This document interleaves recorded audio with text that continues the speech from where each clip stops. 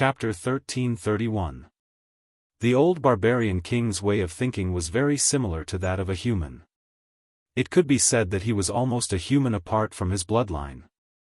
However, Chu Xiu didn't feel anything about the things he had said. After all, he wasn't a barbarian, and he wasn't a Daoist. Chu Xiu said in a sinking voice, "Senior, please rest assured. I'll send someone to trade with the Luoshan tribe after I return from the western regions." The old barbarian king nodded and said, "I believe your words now. The chiefs and priests of the other tribes around my Luoshan tribe have already arrived in advance after they knew that you're coming. No one will stop you in this region of the 10,000 mountains as long as your strength can convince them. In fact, it's very easy to convince my tribe. They only worship the strong." However, the old barbarian king sighed and said, "But I'd rather them be more complicated than naive." The old barbarian king waved his hand after saying that, and sent people to invite the chiefs of the major tribes to the center of the city. The center of the Luoshan tribe's city turned out to be an array formation. It was a standard Daoist array formation. However, Chu Xiu didn't find it strange after knowing the identity of the old barbarian king. The old barbarian king had stayed in the spiritual treasure temple for a long time. Although the number of people in the spiritual treasure temple was very small, but it was definitely one of the few big sects among the Daoist branches. Its inheritance was incomparably deep. So, it was normal for the old barbarian king to learn the orthodox Daoist array formation. The other barbarian chiefs and priests who were present on the scene pounded their chests with their right fists. They then knelt down on one knee, and gave the old barbarian king a big salute. This was the most formal salute of the barbarian race. It was second only to prostrating themselves before their ancestors and gods. The old barbarian king was the only one who had conquered their bodies and hearts in these years. Therefore, they respected and awed him from the bottom of their hearts. The old barbarian king spoke a few simple words in the barbarian language in front of everyone. Chu Xiu couldn't understand it. He reckoned that the meaning was very simple. So, he didn't need to make it too complicated for these barbarian warriors. Everyone looked at Chu Xiu with eagerness in their eyes after he finished speaking. For the barbarians, fighting was never a shameful thing. In fact, they even took fighting as a source of joy and glory. Usually, they were the ones fighting among themselves. Now that they had a chance to fight against outsiders and win glory, they couldn't ask for more. But at this time, Long San, who was standing beside Old Barbarian King, suddenly shouted, "Old Barbarian King! I want to fight him." Old Barbarian King's complexion suddenly turned black. "Don't cause trouble." Long Shan roared, "I'm not messing around." Green Jade kept looking at him. She must be interested in this outsider pretty boy. I want to defeat him and prove to Green Jade that only I, Long Shan, am a true expert. That outsider is just a pretty boy who looks good but is useless. Chu Xiu was not angered. After reaching the martial immortal realm, he discovered that his temper had become much better. To be exact, it was because his cultivation had changed. For some things, he was much more open-minded. There was no need for him to get angry at such a stubborn fellow. However, Chu Xiu touched his chin. He still felt a bit strange. Over the years, people in the martial world had called him all sorts of things. The better ones would be Lord Cult Leader, Young Master, and the like, while the worse ones would be Demonic Path Villain, Old Thief Chu Xiu, and so on. However, no one had ever called him a gigolo. But then again, Chu Xiu was the fairest among the barbarians. He was even fairer than Green Jade. At this time, Green Jade, who was standing beside Chu Xiu, shouted with a red face, "Don't talk nonsense. I am the priest of the Black Luo tribe, how can I marry you?" She was really looking at Chu Xiu just now. However, it was not because of that. It was because she realized from the conversation between Chu Xiu and the old barbarian king that she and He Jie seemed to have done something wrong. So, she was carefully looking at Chu Xiu. She wanted to see if the divine emissary was angry or not. But, in the end, she was exposed by Long Shan. The old barbarian king's face turned black. He wanted to reprimand Long Shan. However, Chu Xiu said at this time, "It doesn't matter who I fight with. I can fight with this big guy. But, if I beat him, will the leaders of the other tribes recognize me?" The old barbarian king said, "Long Shan is the #1 warrior of my Luo Shan tribe. He is stronger than the leaders here. If you beat him, they will certainly recognize you. However, you must consider this carefully. Long Shan's strength is not ordinary. He was born with the blood of dragons. Although his brain is not good, he possesses exceptional talent in battle. Ordinary martial immortals are no match for him." Chu Xiu smiled and said, "Ordinary martial immortals are also not my match." After hearing Chu Xiu's words, the old barbarian king waved his hand and opened the formation in the center of the city. Then, he let Long Shan and Chu Xiu enter. Long Shan held a huge beast bone hammer that was 3 zhang long. He pointed it at Chu Xiu and said in a low and muffled voice, "I will let you know that only the strongest person is worthy of the most beautiful pearl of the Black Civ tribe." Chu Xiu shrugged his shoulders and said with a tone of an experienced person, "Your way of thinking is very dangerous. If you want to chase a woman, you must use your heart and not your fists. So much nonsense." Mother said that in the past, whenever our tribe took a fancy to a girl, we would just knock her out with a club and carry her back. Then, she could become our wife. Now, it is really troublesome. As Long Shan's voice faded, the beast bone hammer in his hand smashed down like a small mountain. The power of the hammer shook the void and caused the entire city to sway. The surrounding formation was immediately activated. With this attack, Chu Xiu understood why the old barbarian king said that ordinary martial immortals were no match for Long Shan. Long Shan was not a martial immortal, but a pure barbarian. However, his casual attack displayed the pinnacle of power laws. It was as if he himself was a part of the power laws. Even if the martial immortals of the War God sect were here, they might not be as familiar with the usage of power laws as Long Shan. At some point in time, Chu Xiu had already grasped the formation-breaking sword in his hand. Faced with the power laws that seemed as if the heavens were collapsing and the earth was sinking, Chu Xiu slashed out with his saber. It was an extremely powerful saber strike. Heaven-devouring. The deep and serene blade light was like a black hole, swallowing all power. The 3-feet-long blade collided with the 10-feet-long beast bone hammer. The impact of the collision even covered everything in front of them, making it impossible to see the situation inside the formation. The old barbarian king's eyes shrank. Obviously, he also recognized the heaven devouring of the 7 limits. He had traveled the 4 realms of the Daoist and joined several sections. His vision and experience were even deeper than that of ordinary Daoist martial immortals. It was normal for him to recognize the 7 limits. But because of this, he didn't expect that there would be someone who was willing to practice this ominous blade technique. After 10 breaths, the storm of power completely dissipated, and everyone could see the scene inside the formation. Chu Xiu stood with his blade in hand, his expression unchanged. Long Shan had been blasted into a corner, but he didn't seem to be injured. However, the beast bone hammer in his hand had been blasted into ashes. Looking at the beast bone hammer in his hand that had turned into ashes, Long Shan stood up, pointed at Chu Xiu, and shouted angrily, "Unfair. Your saber is much sharper than my hammer." The old barbarian king's face darkened, and he immediately wanted to reprimand Long Shan. He wanted to tell him that the weapon itself was a part of one's strength. If you don't have the strength to obtain a good weapon, how can you blame others for having a good weapon? But Chu Xiu directly flipped his hands and put the formation-breaking formation into the secret box.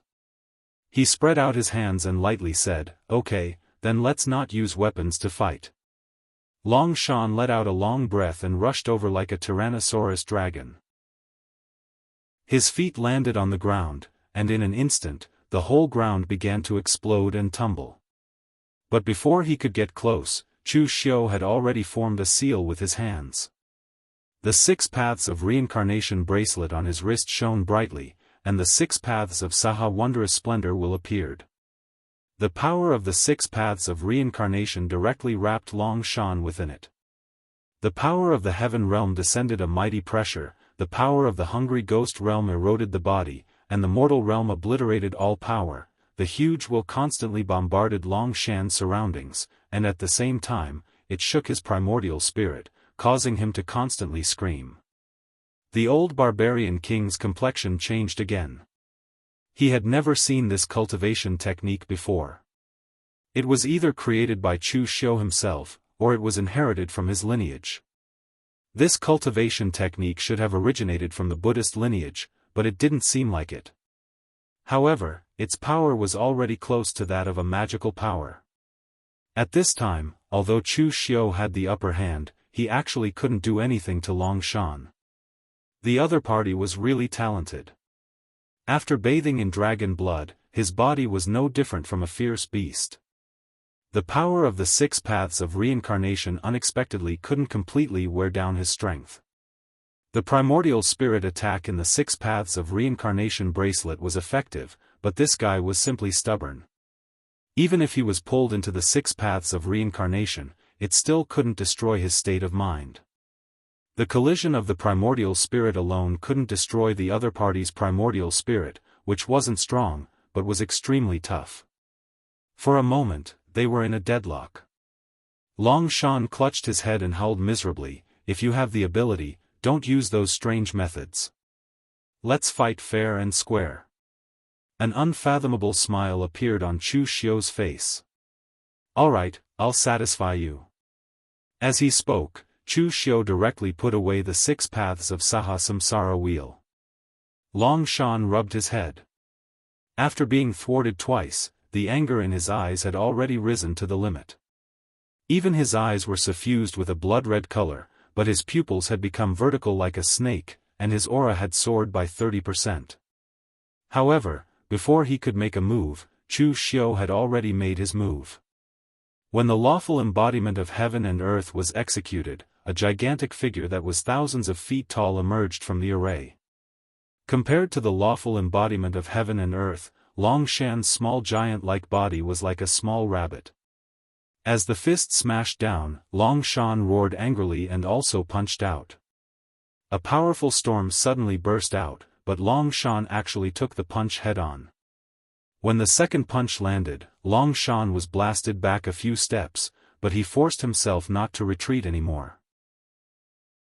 However, when the third punch, the fourth punch, the fifth punch, the entire area was covered by the storm of power. The array rumbled and directly exploded. The old barbarian king's complexion changed. As he waved his hands, rays of spiritual treasures scattered in all directions, and unexpectedly, the violent storm of power was completely smoothed out. Even the power of laws was smoothed out. When the storm dissipated, everyone could see the situation in the area. Chu Xiu had already put away the law phenomenon and was standing on the same spot, but there was no trace of Long Shan. Chapter 1332. Chu Xiu made Long Shan disappear with 5 punches. This nearly scared He Jia and Lu Jadeite to death. They thought that Chu Xiu had turned Long Shan into ashes. Long Shan was the #1 warrior of the Luoshan tribe. Although he was a simple-minded person, he was loyal and devoted to the old barbarian king. He was definitely the old barbarian king's trusted aide. If Long Shan died, none of them would be able to leave the Luoshan tribe today. However, their worries were unnecessary. Chu Xiu knew the severity of the situation. A fluctuation came from the ground. Long Shan struggled to climb out from the ground. His face was covered in dirt, but judging from his appearance, he was fine. Chu Xiu said indifferently, "This time, you are convinced." Long Shan said in a muffled voice, "Long Shan is convinced." He was truly convinced, convinced from the bottom of his heart. This guy was very simple-minded. He felt that he was at a disadvantage when using weapons. He felt that Chu Xiu had an unfair advantage when using secret techniques. But now, Chu Xiu had completely defeated him in strength, which he was most proficient in. Thus, he could not help but be convinced. Chu Xiu turned his gaze to the old barbarian king and asked, "Senior, is it okay this time?" The old barbarian king sighed, "Of course it's okay. You defeated Long Shan. Among the chiefs of the surrounding tribes, almost no one can fight against you. I heard that although you are a martial immortal, your age is still among the younger generation in Jianghu. Talented people will appear in every generation. There are people like you in every generation among the humans, but there are only a handful of them in the history of the berserkers." The old barbarian king turned around and said a few words to the chiefs of the surrounding tribes. Then, he said to Chu Xiu, "You can bring your people over. However, remember to bring the people from the Black Luo tribe. Let them open the way. Otherwise, these guys will not recognize you." Chu Xiu cupped his hands and said, "Thank you, senior. Time waits for no man." After he finished speaking, Chu Xiu immediately went back to receive the main force. Although this trip to the south was somewhat different from what Chu Xiu imagined, the result was the same. Just as Chu Xiu was passing through the southern barbaric land, the entire western region was like a huge powder keg that was about to explode. The Sky Luo treasure Buddha gathered all the monks in the pavilions and gathered all the forces. They slowly advanced towards the Sanskrit sect. This move caught the Sanskrit sect off guard. In the center of the western part of the western region, where the Sanskrit hall was located. The pitch-black hall was engraved with all sorts of strange Sanskrit characters. There was not a single window in the hall, and the interior was filled with chaotic mist and radiance. In the north of the hall stood a huge statue. It had 3 heads and 8 arms, and its feet were on the ground while its head was in the sky. At the center was a boundless chaotic mist, and its face couldn't be seen clearly. It gave off an ancient and mysterious feeling. In the beginning, the Sanskrit sect was not a single entity. Instead, there were 3 opposing gods, and they fought and killed each other. However, in the later stages, a stunning existence appeared in the Sanskrit sect. He united the 3 gods and united the Sanskrit sect, which was on the verge of splitting up, into one. Only then did it become a large Buddhist sect that could stand shoulder to shoulder with the Sky Luo treasure Buddha. The statue behind them was not the 3 gods of the Sanskrit sect. Instead, it was the supreme existence that they worshipped after the 3 gods united. It had no name, and was the creator of the entire world. At that moment, there were several dozen people gathered at the foot of the huge statue. They were the rulers of the 3 shrines of the Sanskrit sect, as well as the various divine palaces. Standing in the center was a white-haired middle-aged man. He wore a silver robe, and his white hair emitted a silver luster. It was combed meticulously by him. That middle-aged man was the current head of the Brahma Palace, Lu Naga. He was an expert in the 8th level of martial immortal realm. Beside him stood a thin and withered old man in black clothing. That old man's eyes were extremely strange. One could not see his pupils. One was pitch black, as if filled with demonic aura, and the other was blood red, as if soaked in blood. That old man was the head of the Shiva Palace, Yen Mo. He was also in existence in the 8th level of martial immortal realm. After the head of the Sanskrit sect left, the entire Sanskrit sect was actually managed by the heads of the 3 shrines. But now that the Vishnu Palace no longer had a head, the Sanskrit sect was managed by the 3 of them. The Sky Luo treasure Buddha had already started to gather its forces and advance. It was clear that it wanted to fight against the Sanskrit sect. That made the people of the Sanskrit sect incomparably nervous. After all, in terms of power, the Sanskrit sect was inferior to the Sky Luo treasure Buddha. The heads of the various divine palaces were arguing and discussing. They belonged to the 3 shrines, and there was already some discord between them. In addition to the tense atmosphere, the people below were on the verge of fighting. "All of you, shut up!" Lu Naga shouted in a low voice. The scene instantly became deathly silent. Can arguing make the people of the Sky Luo Treasure Buddha retreat?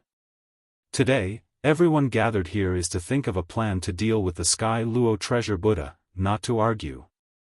Yan Mo said in a hoarse voice, "What plan is there to think of? Different situations call for different actions. Those bald donkeys want to take advantage of the Sanskrit sect's weakness. Then, we'll turn them into dead bald donkeys."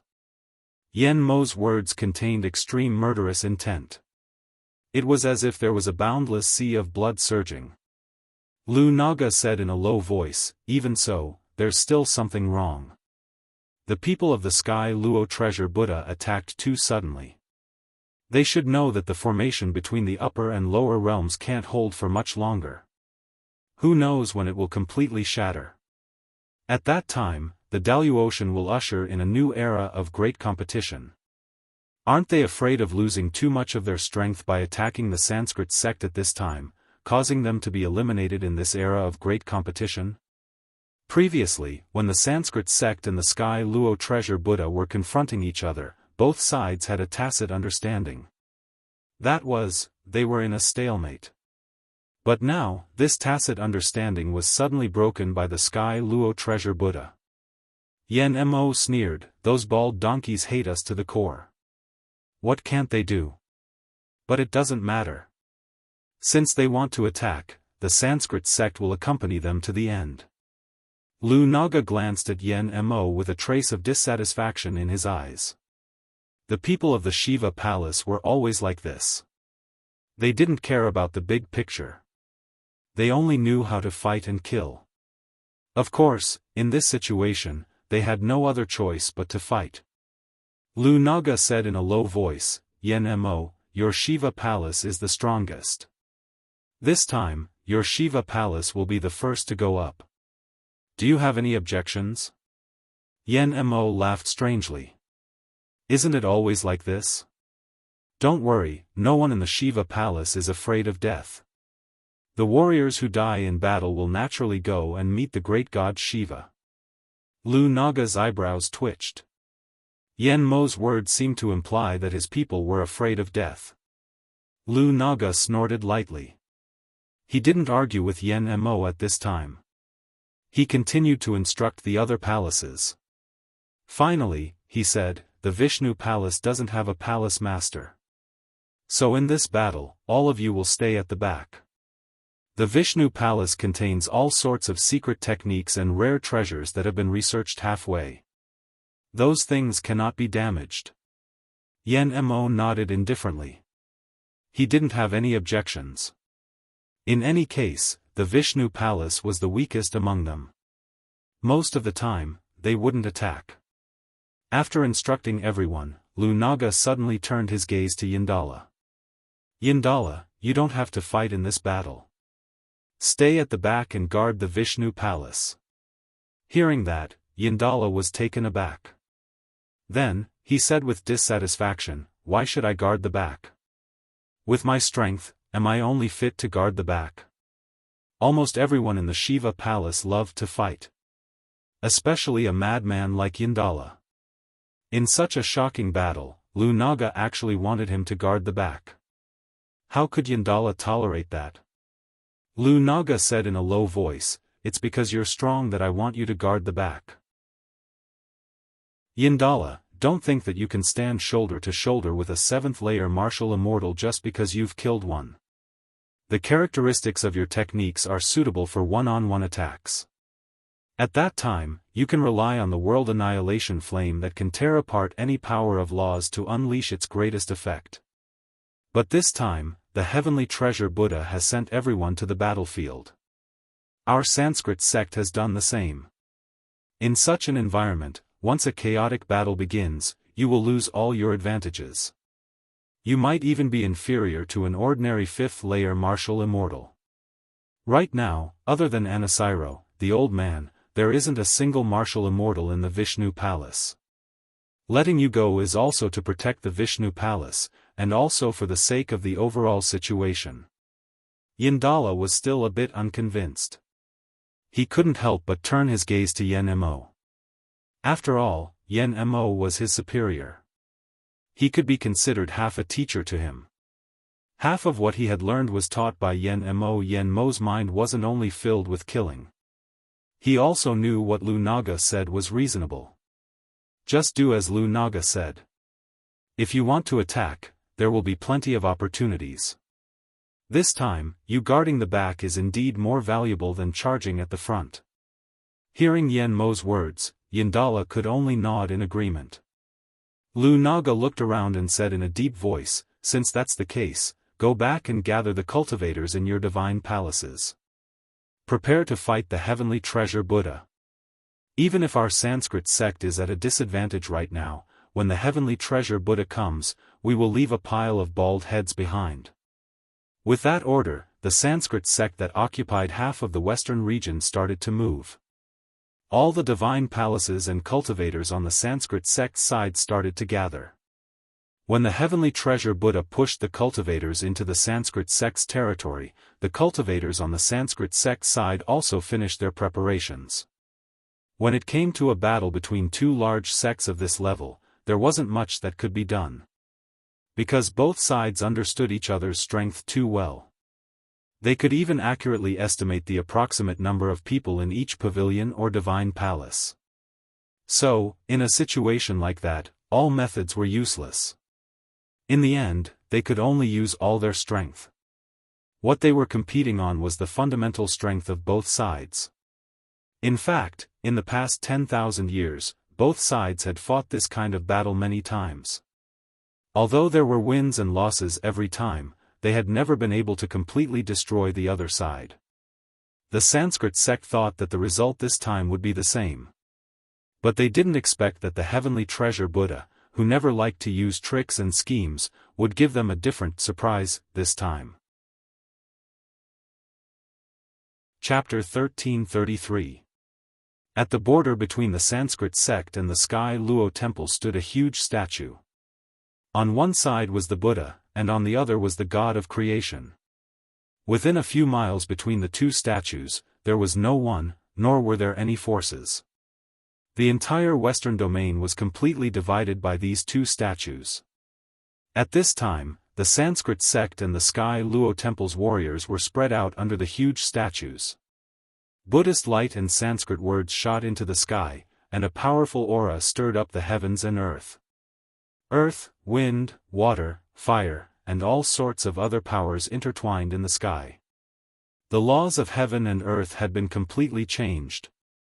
Rinaja looked at the Sky Luo Temple's warriors and sneered. Your Sky Luo Temple really hates the Sanskrit sect to the bone. The upper and lower realms are about to connect, and the Daoist Empire is in turmoil.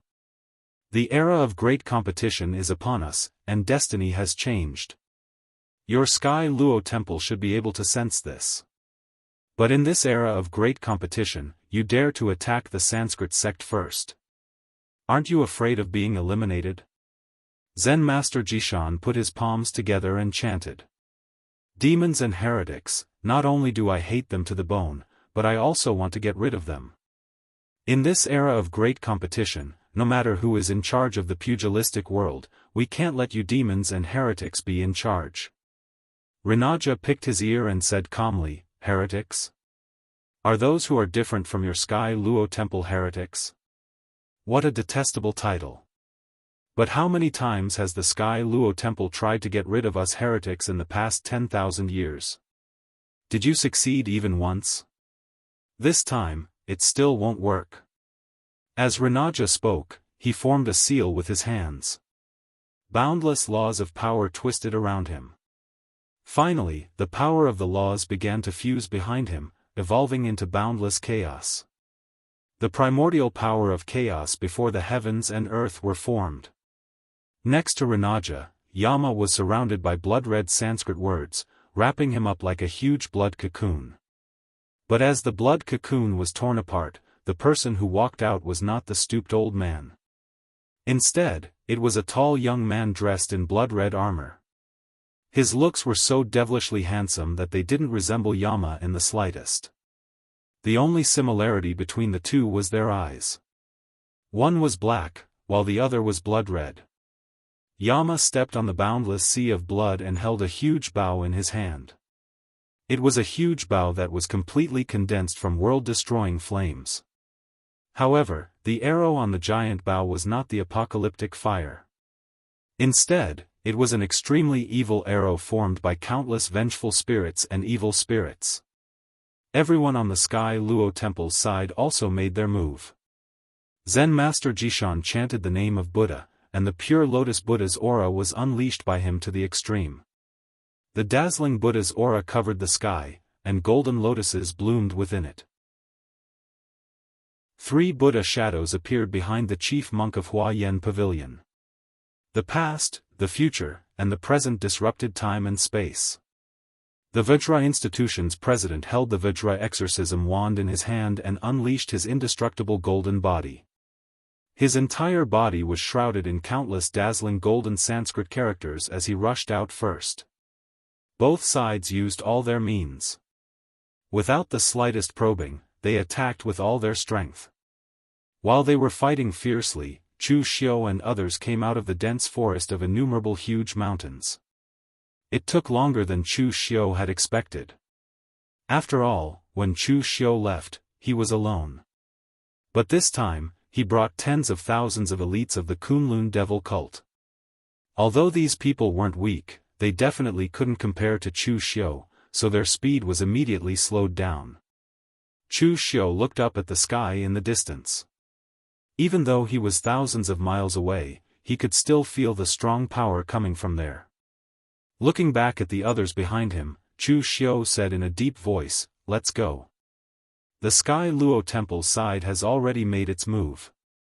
We should not waste time here. At this time, in Vishnu Palace, almost all the palaces belonging to Vishnu Palace were gathered here. In fact, although the strength of Vishnu Palace was not as strong as Brahma Palace and Shiva Palace, it was not weak. For example, the Illusion Heavenly Palace and the Solar Palace controlled by Singalo were also not weak. However, most of the disciples of Vishnu Palace were in charge of studying all kinds of strange objects and secret techniques, or things like medicinal pills and formations.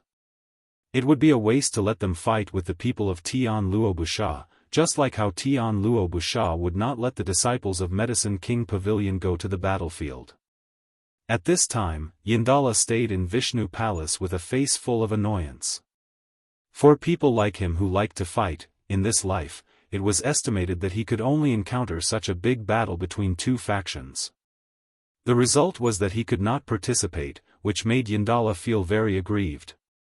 On the other side, an old man wearing a golden robe with lotus flowers helplessly shook his head and said, "Yindala, don't go around. It is good that you can stay here. If even my Vishnu Palace has to send all of its members to the battlefield, it will be the crucial moment of the Sanskrit's life and death." This old man was the only martial immortal left in Vishnu Palace, Anasiro, the palace master of the Lotus Divine Palace. He was already close to 500 years old. He was already very old. His cultivation of the 3rd sky of martial immortal was completely passed by time. So, although he was a martial immortal, he had never competed for the position of the Lord of Vishnu Palace. That position would only be left for the strong or young warriors like Singalo. Yindala coldly snorted and said, "Boring, really boring. For so many years, the Sanskrit's been passively attacked the most. Why do we always have to wait for the opponent to attack first before we can counterattack?" Anasiro smiled and said, "I am old, I don't have as much spirit as you young people. At that time, I also had the same thought as you. I wanted to kill all those damn bald donkeys of the Heavenly Jewel Temple. But it's a pity that those things are just thoughts. If we attack first, we will die even more miserably. This time, the sect master and the revered one of the world are not here. In my opinion, they won't be able to do anything. At most, both sides will be injured. Anyway, if we attack first or not, both sides will be injured. What's the difference? Just as Yandala wanted to say something, the entire Vishnu palace suddenly made a violent shaking sound. The formation outside immediately started to activate. A disciple of the Vishnu palace ran in panic and reported, "Not good. Someone is attacking the Vishnu palace." Anasiro's complexion immediately changed. Impossible. All the forces of the Heavenly Jewel Temple are attacking in the battlefield. How can they divide their forces to attack the Vishnu palace? If they wanted to attack the Vishnu palace, the Heavenly Jewel Temple could only take out the power of the Transformation Pavilion, or several other pavilions united together. But with their understanding of the Heavenly Jewel Temple, it was absolutely impossible for the Heavenly Jewel Temple to cultivate such a strong force without them knowing. It's not the Heavenly Jewel Temple. It's the Eastern Region's Chu Xiu. Hearing this, Anasiro was suddenly stunned. Chu Xiu? Who was that? Anasiro was basically in a state of retirement in the Vishnu palace. So there were some things that he did not care about. The only time he heard the name Chu Xiu was when Singalo was killed. At this time, he only felt that the name Chu Xiu was somewhat familiar. But he did not think that it was that Chu Xiu. Yandala's face revealed a cold smile. Chu Xiu? Just in time. Previously, he was still complaining that this time he did not have the chance to attack. He did not expect that in an instant, the chance to attack had already come. Last time when he fought with Chu Xiu, he did not actually lose. He was just suppressed, so he was very unwilling to fight. At first, because he did not understand Chu Xiu's martial Dao, he was directly suppressed by the opponent's divine ability. But after he adapted to Chu Xiu's fighting style, he actually had the confidence to reverse the situation. But Mu Baishuang and the others could not bear the pressure of the soaring heaven Wuji seal and left first. He had no choice but to leave. Otherwise, he would have to face the attack of the High Heaven sect people. This time, Chu Xiu actually dared to come to his door. Whether he took advantage of the battle between the two sects to loot the burning house or colluded with the bald donkeys of the Heavenly Jewel Temple, he would not let him return. At this time, outside the Vishnu Palace, tens of thousands of elites of the Kunlun Devil cult had lined up and were ready to attack the Vishnu Palace in a uniform manner. The power of the spirit array at the headquarters of the Vishnu Palace was not weak. Therefore, in the front row, Grandmaster Yuan Ji and Chao Shun were commanding a group of cultivators to break the spirit array, causing the entire Vishnu Palace to shake under the roar of the spirit array. Behind them were the real elites under Chu Xiu, such as Tangya. When the spirit array was broken, they would be the first to rush out. Over the years, they had been following Chu Xiu through endless battles and battles. Later on, they had also been cultivating in the celestial absolute plane. Due to that, their strength had skyrocketed. They were no weaker than the disciples of the top sects in the celestial absolute plane. In fact, they were even stronger than them. After all, in the four regions of the north, south, east, and west, there were no cultivators like them who had such strong fighting experience. Lu Jiang stood behind Chu Xiu and suddenly had a feeling of sadness. The war drums thundered, the banners fluttered, and the murderous aura rushed to the sky. This scene was not like the scene when the cult leader led them to attack Jianghu. However, the Kunlun Devil cult was still the Kunlun Devil cult, but the cult leader was not the cult leader anymore. At this time, Yandala had already walked out with his people. Seeing Chu Xiu in front of him, Yandala's eyes revealed a strong murderous intention. Chu Xiu, have you come to die? Everyone says that you, Chu Xiu, are a smart person. But today, no matter if you've joined forces with the HeavenNet treasure Rakshasa or acted on your own, you've undoubtedly taken a bad move, and this move is sufficient to cause you to die a graveless death. You probably did not expect that I would also be here, right? Chu Xiu's eyes revealed a strange look. Indeed, I did not expect it, but it doesn't matter.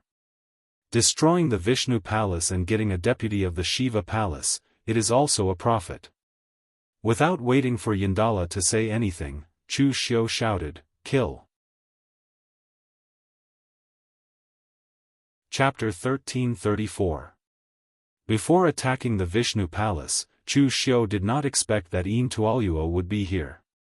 The information that Tian Luo Pasha gave him was that there was only one old martial immortal in the Vishnu Palace, and Chu Xiu could capture him easily. Although there were some mistakes, it was not a big deal. Anyway, Chu Xiu's goal was to seize the origin, and his second goal was to weaken the Sanskrit force as much as possible. There was no direct relationship between Yin Tuoluo and Yin Tuoluo. As soon as Chu Xiu shouted, Master Yuan Ji and Chao Ying joined hands and reversed the formation, tearing a crack in the formation of the Vishnu Palace. A group of warriors immediately rushed in. As soon as they came in contact, Yin Tuoluo and Anasilio's faces changed. Chu Xiu had a great reputation in the East Domain, and he also had a great reputation in Jianghu. But the problem was that the reputation was only Chu Xiu's, and it had nothing to do with the forces under him. People did not even know how strong the forces under Chu Xiu were. But now, when the people of the Kunlun devil cult attacked, Yin Tuoluo and Anasilio's hearts sank. Chen Qingdi's fist power was unparalleled, and Wei Shiya's devil power was overwhelming. These two had the fighting power of the martial immortal realm. How could they be unknown people? There were also Lu Fengxian, Lu Jianghe, Mei Qinglian, and the others who were in the profound understanding realm could be said to be the best, and they could even be compared to the half-step martial immortal. And within the true fire spirit refinement realm, there were still elites like Tang Ye and Yan Bugui. It could be said that this batch of Kunlun demon sect martial artists under Chu Xiu's command could definitely stand at the pinnacle amongst those of the same realm. They could definitely stand shoulder to shoulder with the Sanskrit sect's Shiva Palace and the heavenly Luo Treasure Temple's Life Transformation Pavilion. Chen Qingdi waved his hand at Wei Shiya and said, Old Wei, I'll leave this old man to you. I don't like to beat old people. Let me destroy the turtle shell of Vishnu Palace. Anasiro's strength was not bad, but Chen Qingdi could feel the decaying aura on his body from such a distance. Ever since he fought with Jun Wuxian, Chen Qingdi's standards had become higher. Such an opponent could not even arouse his fighting spirit. Of course, he was still interested in Yin Dala, but he also knew that he wasn't Yin Dala's match right now. Moreover, this battle required speed. He had to destroy the Vishnu Palace as fast as he could. He had to retreat before the Sanskrit reacted. Yin Tuoluo pointed at Chu Xiu and said coldly, Chu Xiu. Do you know that today you? Before waiting for Yin Tuoluo to finish speaking, Chu Xiu smiled coldly and said, So much nonsense. Do you know why you can't beat Heavenly Jewel Buddha all these years? Because when Heavenly Jewel Buddha moves, it will always be more than when you move your mouth. As Chu Xiu's voice fell, the ethereal cut was already slashed out. The saber power was hidden in the void, ethereal and formless. Even with Yin Tuoluo's current strength, he couldn't see where the saber power was. Yin Tuoluo's eyes flashed with a strong killing intent. Alright, since you've already made up your mind to die, I won't waste my breath. Compared to using words, I prefer to use my hands. Last time, I underestimated you. Also, Mu Baishuang and the others were useless and ran away so fast. This time, you and I have plenty of time to take it slow. At the moment when the ethereal cut was about to hit him, Yin Tuoluo still couldn't find the trace of the saber. But the next moment, Yin Tuoluo's body moved. The world-extinguishing fire burned the void, and his body directly escaped into the void. He didn't understand the laws regarding space, but this move of his was no different from a martial immortal who was proficient in space laws. The ethereal cut's saber power exploded in mid-air. Although the scattered saber intent was powerful, it all slashed empty air. A black line of fire appeared in mid-air, as if the void had been torn open. But the next moment, before Yin Tuoluo could come out of that space, Chu Xiu slashed out again. Heaven Devourer. Heaven Devourer didn't have as many changes in power as the ethereal cut, but its characteristics were even more domineering than the ethereal cut. It could even devour and dissolve the power of laws. The world-extinguishing fire could extinguish any power of laws, and Heaven Devourer could also devour the power of laws. These two weren't magical powers, but they were infinitely close to magical powers. When they collided, an extremely intense change immediately erupted, causing the waves of laws within a radius of 1,000 feet to become completely chaotic. Traces of law threads kept twisting and exploding, squeezing Tuoluo out of the space. Tuoluo snorted coldly and formed hand seals. As he did so, his entire body was covered in the world-extinguishing fire. In the end, the world-extinguishing fire enveloped his entire body, and became a huge arrow that shot towards Chu Xiu. That scene was extremely familiar to Chu Xiu. Wasn't that the Triple Link City extinguishing arrow? However, Tuoluo had actually very creatively turned himself into the arrow of the Triple Link City extinguishing arrow. Using the world as a bow, he shot himself at Chu Xiu. Wherever it passed, the world-extinguishing fire would burn the laws of the void. Its power was extremely shocking.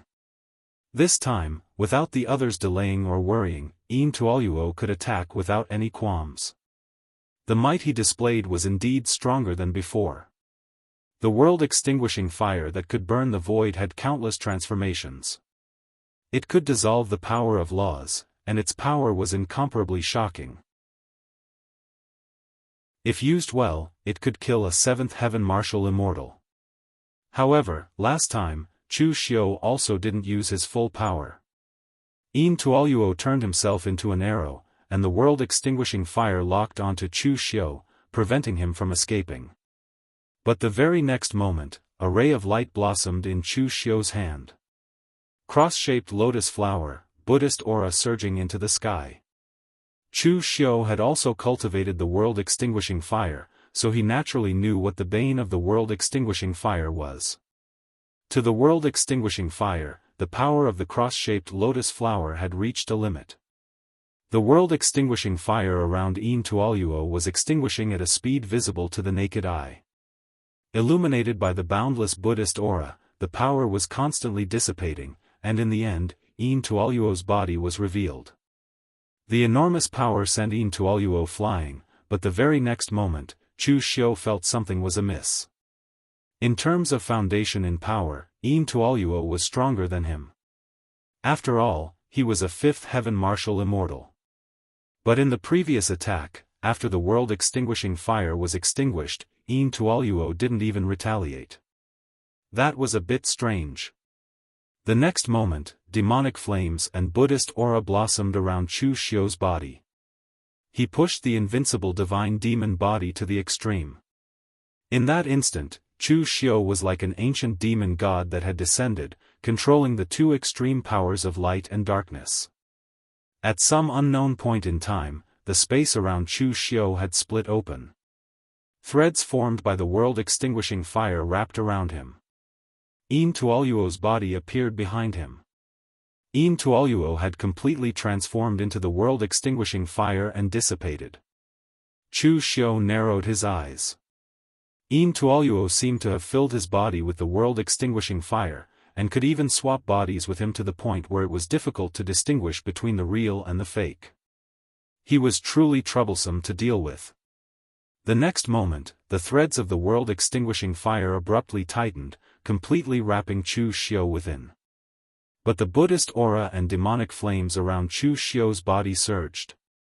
The powerful power shattered the threads formed by the world-extinguishing fire, causing a series of loud rumbles. This was only because Chu Xiu's reaction was fast. Also, the invincible divine demon body's defense was truly astonishing. If it were anyone else, they would have likely been heavily injured by that attack. What a tough body. Tuoluo licked his lips. Killing intent and fighting spirit were simply about to overflow from his eyes. It had been a very long time since he had encountered an opponent as difficult to deal with as Chu Xiu.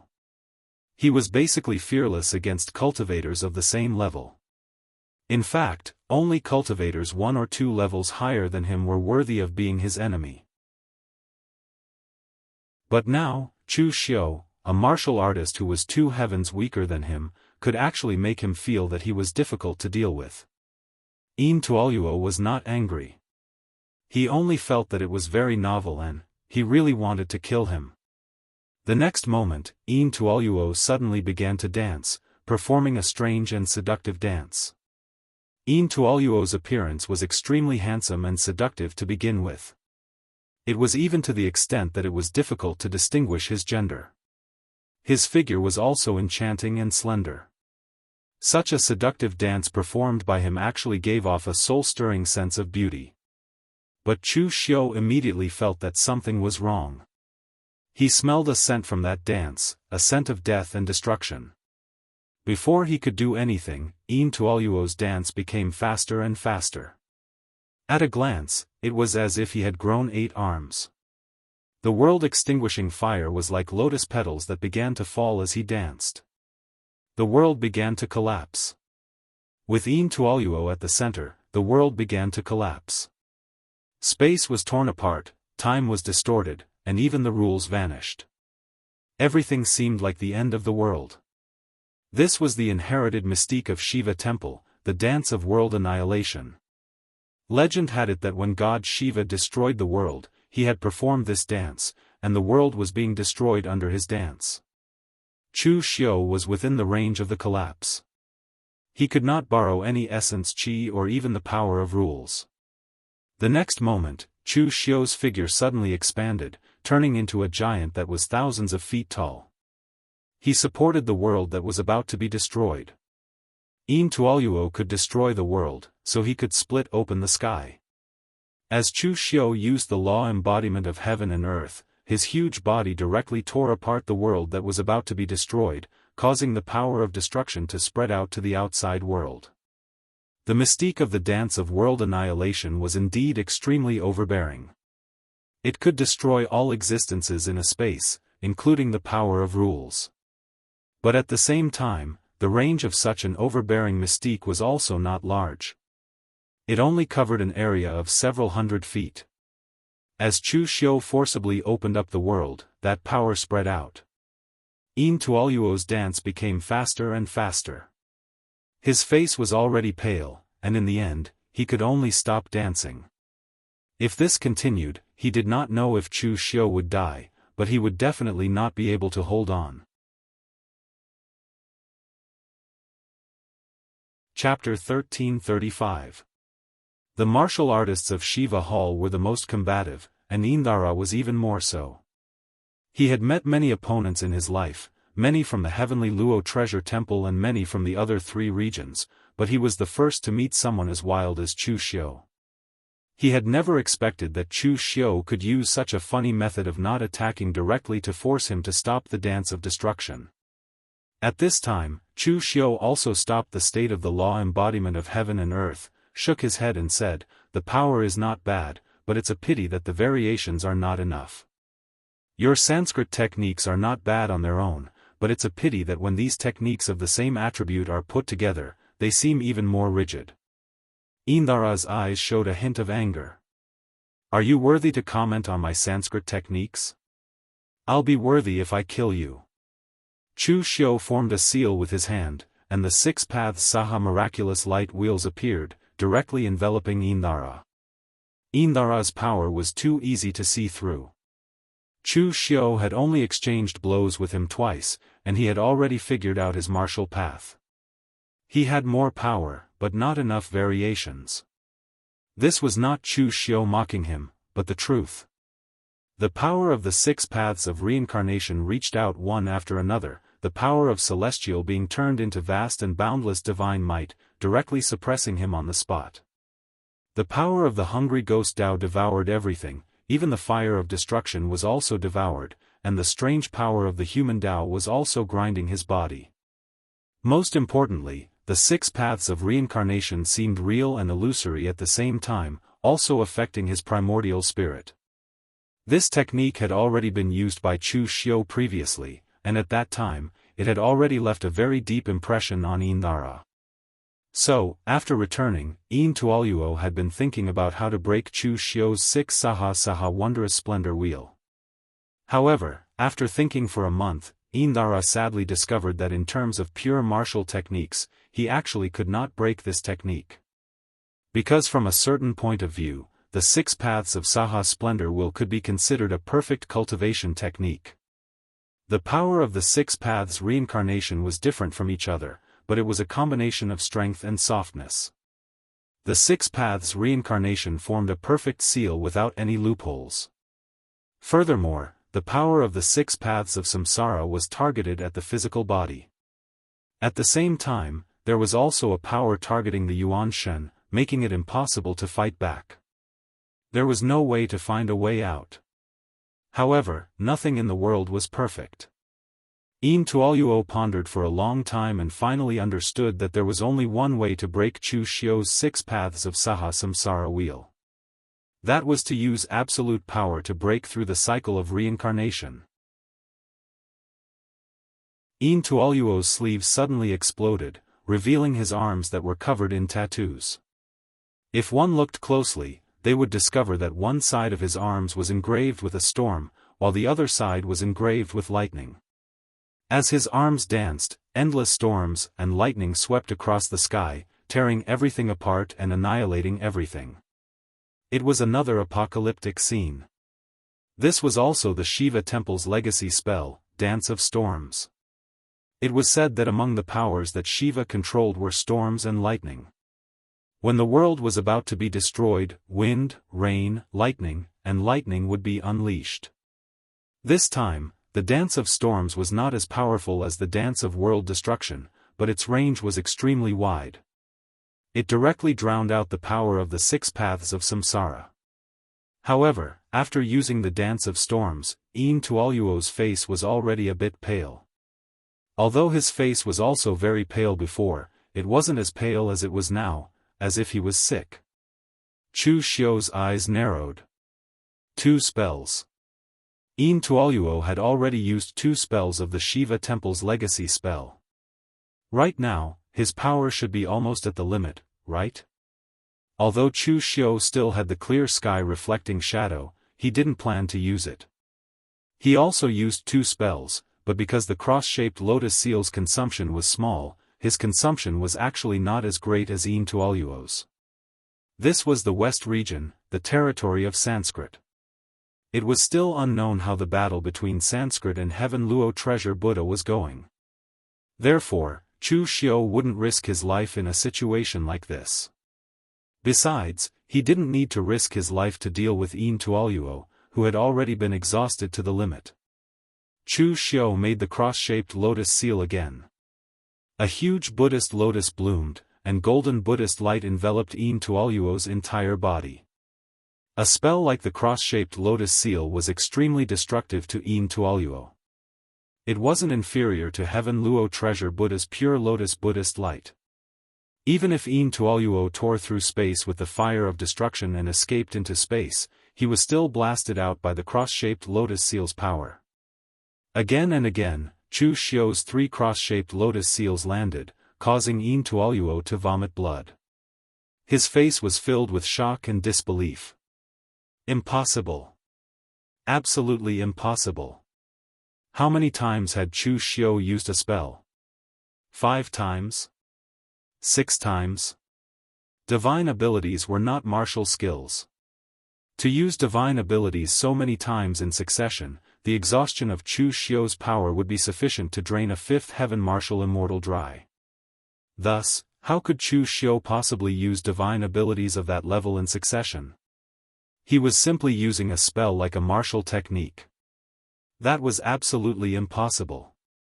On the other side, the palace master of the Lotus Divine Palace, Anasiro, was also in a miserable state. He was suppressed by Wei Shuya to the point where he couldn't even lift his head. This was something Chu Xiu didn't expect. He also didn't expect Intua to have a 3rd theurgy. Most martial immortals only mastered 1 theurgy. Those who could master 2 were rare. At Intua's realm, being able to master 2 theurgies was worthy of his strength. But mastering 3 was completely unexpected. The moment Shiva's 3rd eye appeared, Chu Xiu felt an extreme sense of danger. He didn't even have time to use Clear Sky Illuminating Shadow. Clear Sky Illuminating Shadow only destroyed Intua's body, but his theurgy had already taken form. Even if he killed Intua, it would be useless. Right at this moment, the third eye instantly emitted countless world annihilation flames. Everywhere it passed, it engulfed and drowned everything, leaving only an empty hole. An empty hole without any power or laws. This was the true world annihilation. At this moment, Chu Xiu gathered all the demonic energy around him. The power of rules appeared faintly in the void, condensing the demonic energy. With the demonic path of creation, he evolved the boundless primitive demon cave. That was the true primitive demon cave. Demonic energy filled it, as if all the power of Yin in the world was condensed within it. But the strangest thing was that from the primitive demon cave, endless world annihilation flames also emerged. The two world annihilation flames collided fiercely in the primitive demon cave. They fused together and began to grow. In the end, they even filled the entire primitive demon cave. Intua's face was as pale as paper. He laughed and said, "World annihilation flames against world annihilation flames? Chu Xiu, have you lost your mind? How can your world annihilation flames compete with the world annihilation flames of great god Shiva's third eye?" Chu Xiu didn't speak. Instead, he used all his strength to erupt with the same world annihilation flames. Just as the world annihilation flames were about to explode the primitive demon cave, the world annihilation flames suddenly changed. A dim light appeared within the world annihilation flames. Finally, like a single spark setting a prairie ablaze, it became more and more numerous. Finally, the pitch-black world annihilation flames were dyed pure white, illuminating the entire primitive demon cave. Within the dark demonic energy, black and white colors intertwined. An emerald green sprout suddenly emerged from the void. In the next moment, Shiva's third eye on Intua's forehead exploded. Chapter 1336. The sliver of life force born from the boundless destruction was like the final straw, crushing Intualuo. Shiva's third eye shattered. Blood even flowed from his eyes. Yet, he continued to mutter, "Impossible. Absolutely impossible." Chu Xiu's complexion was a bit pale. But with a wave of his hand, the surging world annihilation flames in the primordial demon cave dispersed. Only an emerald sprout that truly existed was left, and it fell into his hand. Creation. At this moment, Chu Xiu seemed to truly understand the meaning of the word creation. The emerald sprout was some unknown plant. Perhaps it was nothing, and only represented the life force of creation. In an instant, it fused into Chu Xiu's hand. Then, Chu Xiu suddenly felt the source energy of Yin and Yang in his body tremble slightly.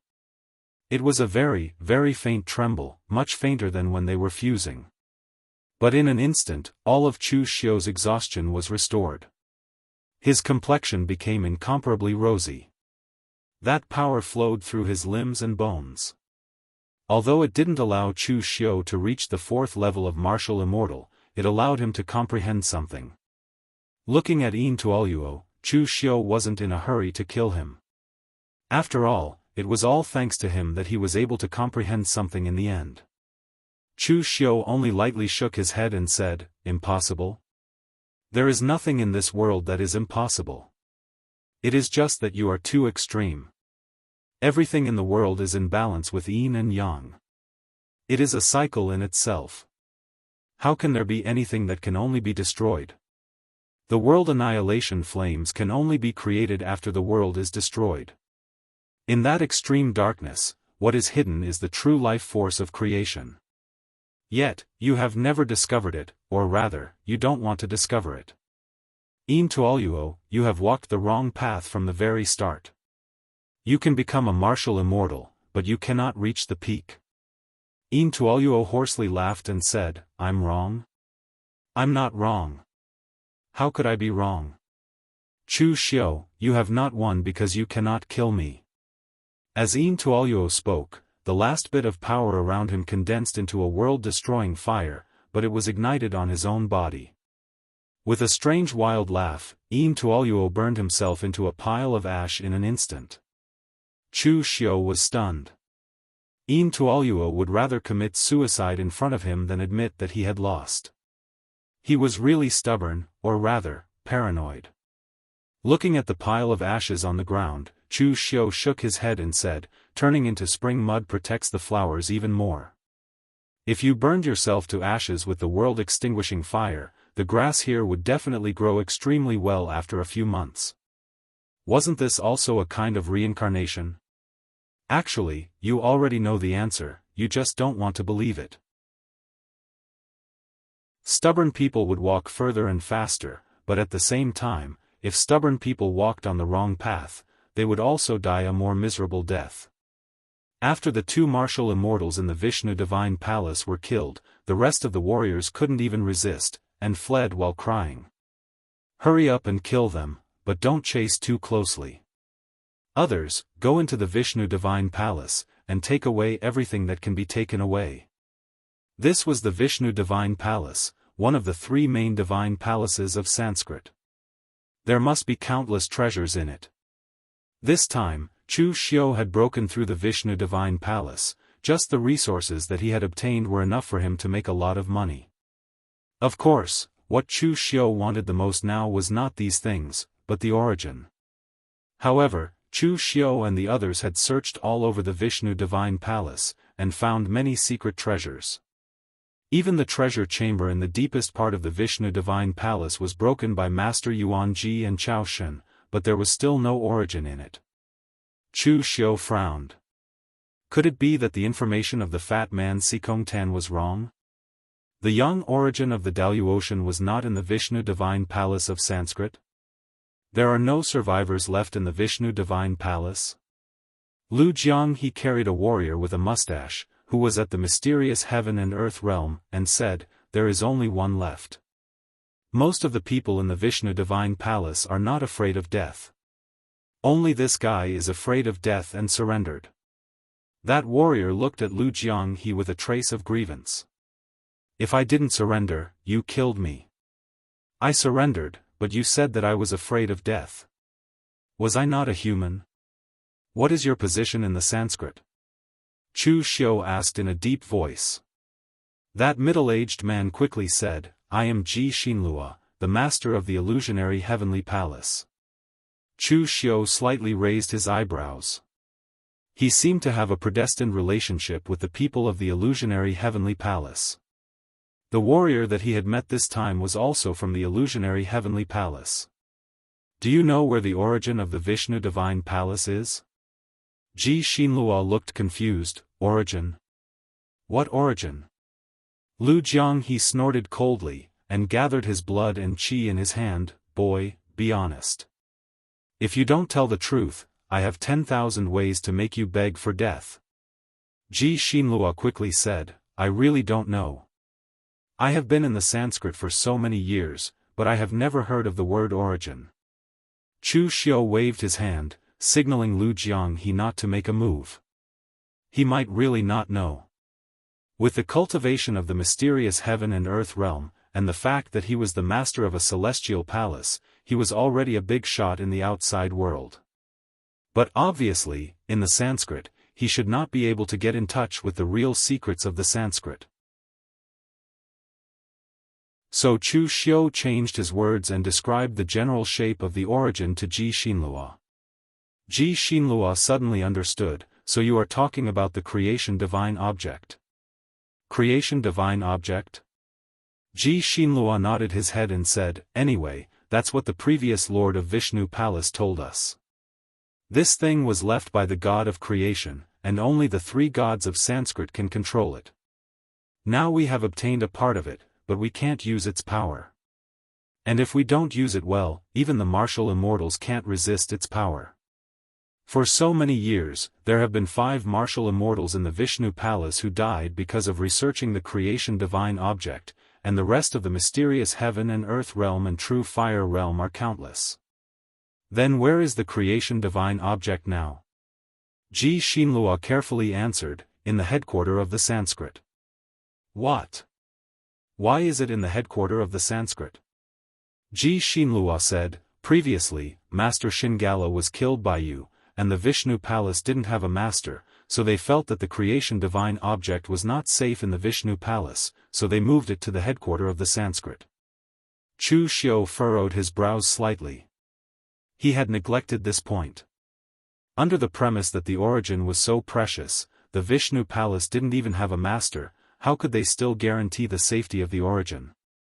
Then in the Vishnu palace, did you move the research records of the creation divine object to the headquarter of the Sanskrit? Ji Xinlua said, no. Chu Xiu waved his hand and said, find out all the research records of the creation divine object in the Sanskrit, and any secret records, and I can spare your life. Of course, you won't be able to go back to the Sanskrit. Ji Xinlua immediately heaved a sigh of relief. But to be honest, he didn't want to go back to the Sanskrit. Since he was afraid of death, he had already surrendered, and also sold out so many secrets of the Sanskrit. If he went back to the Sanskrit now, once he was discovered, thousands of tortures would be waiting for him. Ji Xinlua ran to find those research records.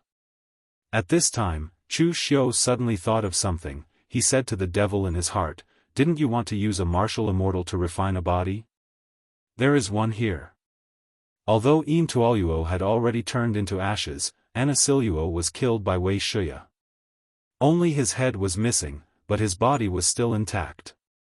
The devil in his heart said with slight disdain, he's too old. TSK, why do you have so many requirements?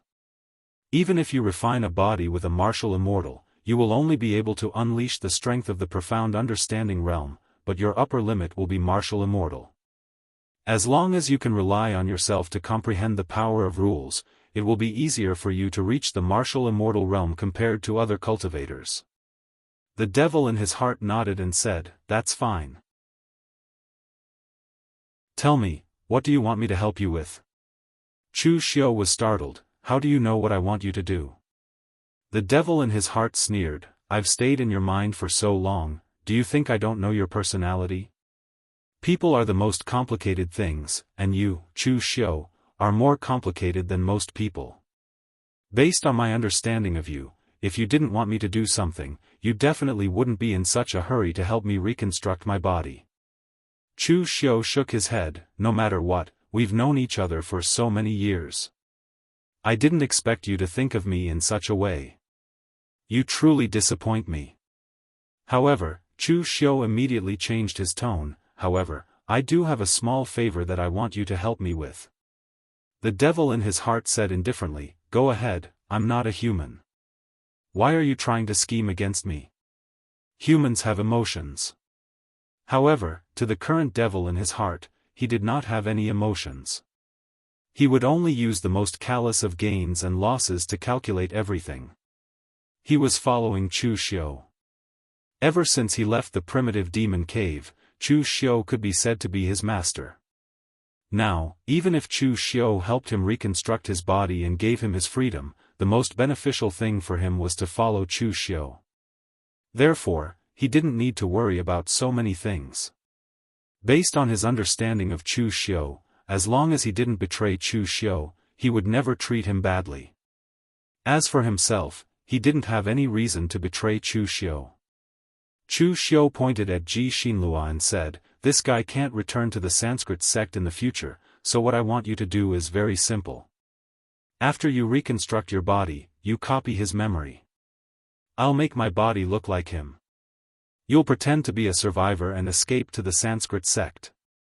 From then on, you'll be the lord of the Sanskrit sect's Vishnu palace. The devil nodded and said, I understand. You want me to be a spy. However, this guy is too ugly. Moreover, you've used this trick several times. Do you still need to use it? Chu Xiu narrowed his eyes and said, it doesn't matter if he's ugly. I'll help you change your appearance after this. Also, it doesn't matter if the trick is new or old, as long as it works. What's more useful than infiltrating the enemy? Moreover, this isn't a simple spy. The Sanskrit sect might suspect an outsider, but they won't suspect their own people. Chapter 1337. Inside the Vishnu temple, there were corpses of Vishnu temple warriors all around. In this environment, Chu Xiu used the boundless devil energy to wrap Anasiro's body. The sharp devil energy was like a death by 1,000 cuts, squeezing out all the blood in the body. Coupled with the surrounding environment, Chu Xiu at this moment was like a perverted murderer. But this was a necessary step. Chu Xiu had no other choice. When the blood was condensed, the boundless devil energy flowed into the blood. In an instant, the blood seemed to be alive, constantly twisting. The power of creation demonic path was extremely magical. Previously, Chu Xiu had always treated creation demonic path as a kind of cultivation method to cultivate. Even the creation heavenly devil scripture that Qi Lianhai gave to Chu Xiu was actually the same. Although Chu Xiu's understanding of creation demonic path had deepened, in fact, it was still on the surface. The true creation demonic path was one of the great ways that could reach directly to the origin of demonic path. Creation yin and yang were originally interconnected existences. The extremely evil devil energy at this moment was giving new life to the blood, forming a new human form. Finally, the outline slowly emerged. Unexpectedly was no different from Ji Xinlua, only the aura was a little different. This was not important. After the devil read the memory of the other, with the ability of the devil, it could naturally simulate the other's temperament, demeanor, and other things. Touching his chin, Chu Xiu randomly took out a dead person's clothes and put it on, otherwise it would be too painful to look at. The power of the primordial spirit wrapped the body, and Chu Xiu directly passed the devil over. In an instant, the body seemed to have essence, qi, and spirit, and became agile. The devil moved its body a little awkwardly. In the beginning, it was still a little awkward, but after a few breaths, it had already adapted. The devil had devoured the memories of countless warriors. Although this was the first time it controlled a human body, it was still not a problem. After a while, Ji Xinlua came back with a pile of things. After seeing the devil, he was stunned, and his face was full of confusion. Chu Xiu pointed at Xinmo and said, "From today onwards, he will act on your behalf in the Sanskrit sect, so you don't have to worry about your betrayal being discovered. Calm your mind and hand over your memories to him. You are also the palace master of the illusionary heaven royal palace, you should know what to do." Ji Xinlua nodded and carefully opened up his mind, handing over all his memories to the heart demon. Chu Xiu glanced at the surroundings and asked, "Have you already taken everything?" Lu Jiang he chuckled and said, "I'm good at this. I promise I won't leave a single hair for the Sanskrit." Before joining the Kunlun devil cult, Lu Jiang he used to be a pirate, which he was very good at. Chu Xiu nodded and said in a deep voice, "Then let's all withdraw, lest the night is fraught with dreams." With a wave of his hand, Chu Xiu immediately led everyone away. Before leaving, he also crushed the communication array disk that he had given to Tian Luo treasure Buddha to inform them that his side was done. After waiting for Chu Xiu's side to leave, Xinmo, or rather, Ji Xinlua, stretched his limbs, chuckled twice, and walked towards the west. From now on, he was the palace master of the illusionary heaven royal palace, Ji Xinlua.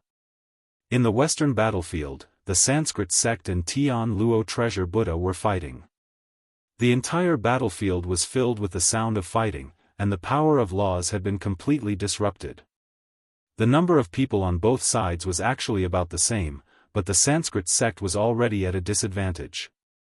Of course, it was not too much of a disadvantage. The Sanskrit sect's warriors knew that this time, they were at a disadvantage, so they went crazy and fought with all their might. But what made the Sanskrit sect's warriors puzzled was that this time, the Tian Luo treasure Buddha did not seem to fight seriously. Instead, they always gave in when facing the Sanskrit sect's warriors, which made the Sanskrit sect's warriors somewhat puzzled. When it came to willpower, the Tian Luo treasure Buddha was not inferior to the Sanskrit sects, especially these monks of the Tian Luo treasure Buddha. Each of them was very stubborn, so how could they be afraid of death at this time? However, before they could figure out what was going on, Zen Master Jishan suddenly sensed something. He chanted the name of Buddha in a loud and clear voice, which instantly spread across the entire battlefield. Hearing this Buddha's name, all the warriors of the Tian Luo treasure Buddha began to retreat in an instant, and left the battlefield in an orderly manner.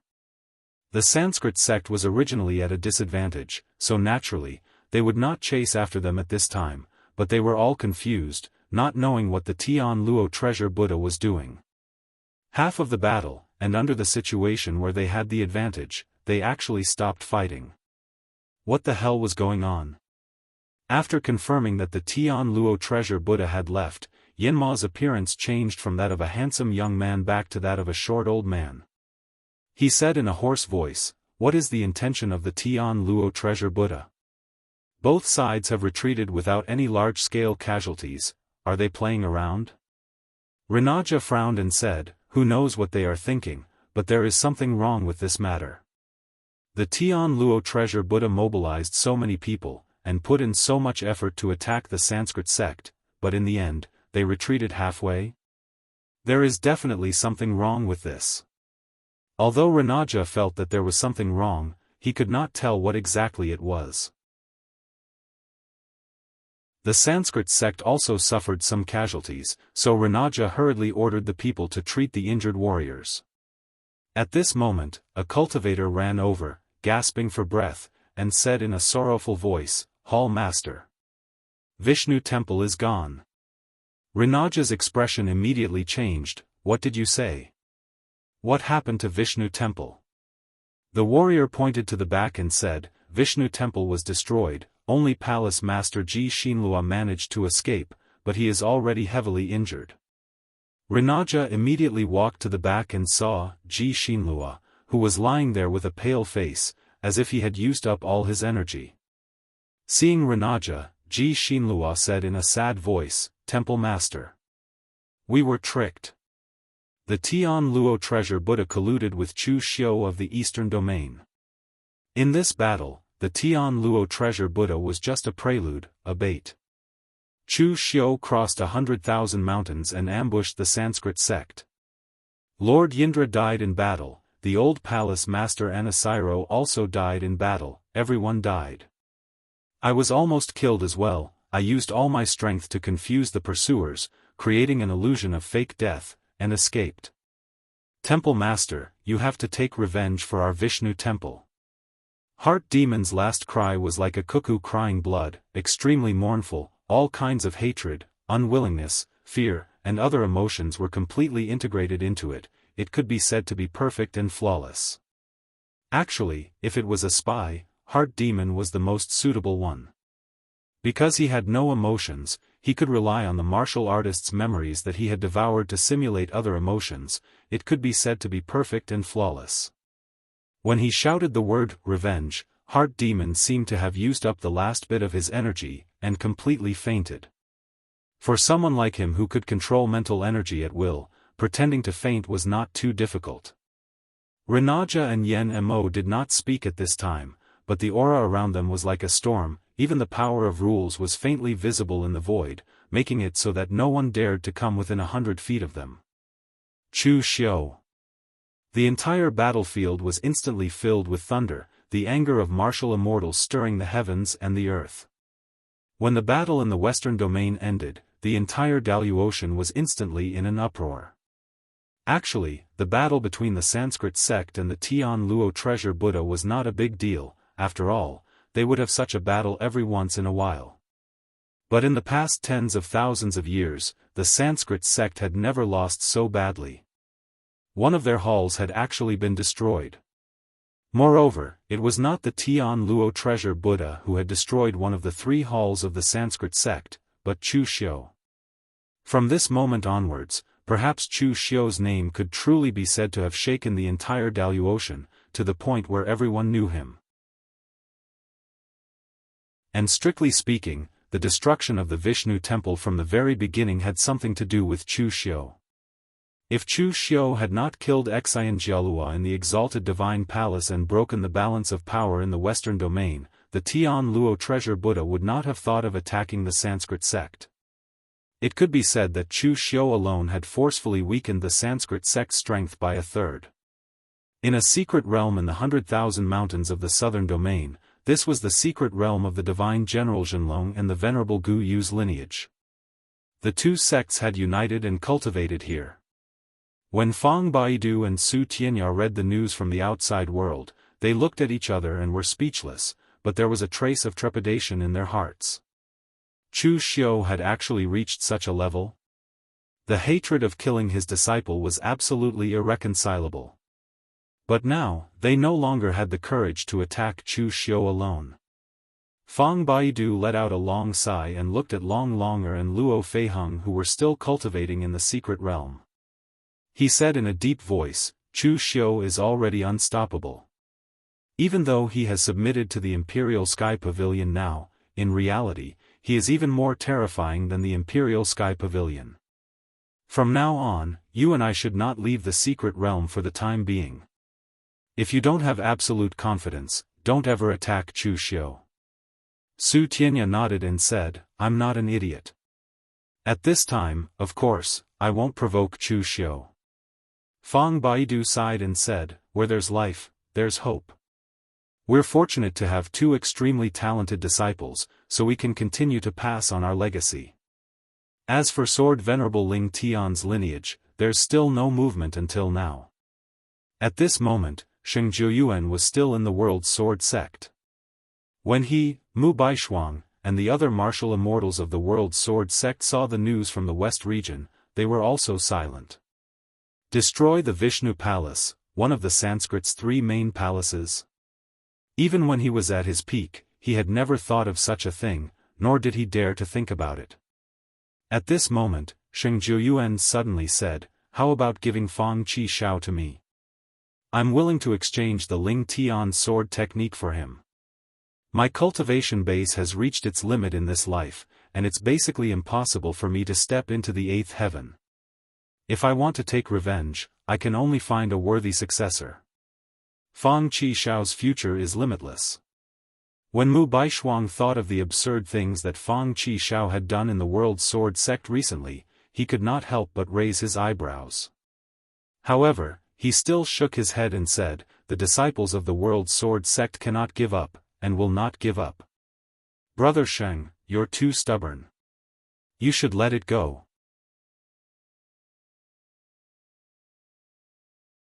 Chapter 1338. The destruction of the Vishnu Palace, one of the three great palaces of Sanskrit, by Chu Xiu, mainly alarmed those who had relations with Chu Xiu, of course, mainly because they had enmity with him. As for those who didn't have a grudge against him, they were also secretly investigating and being vigilant.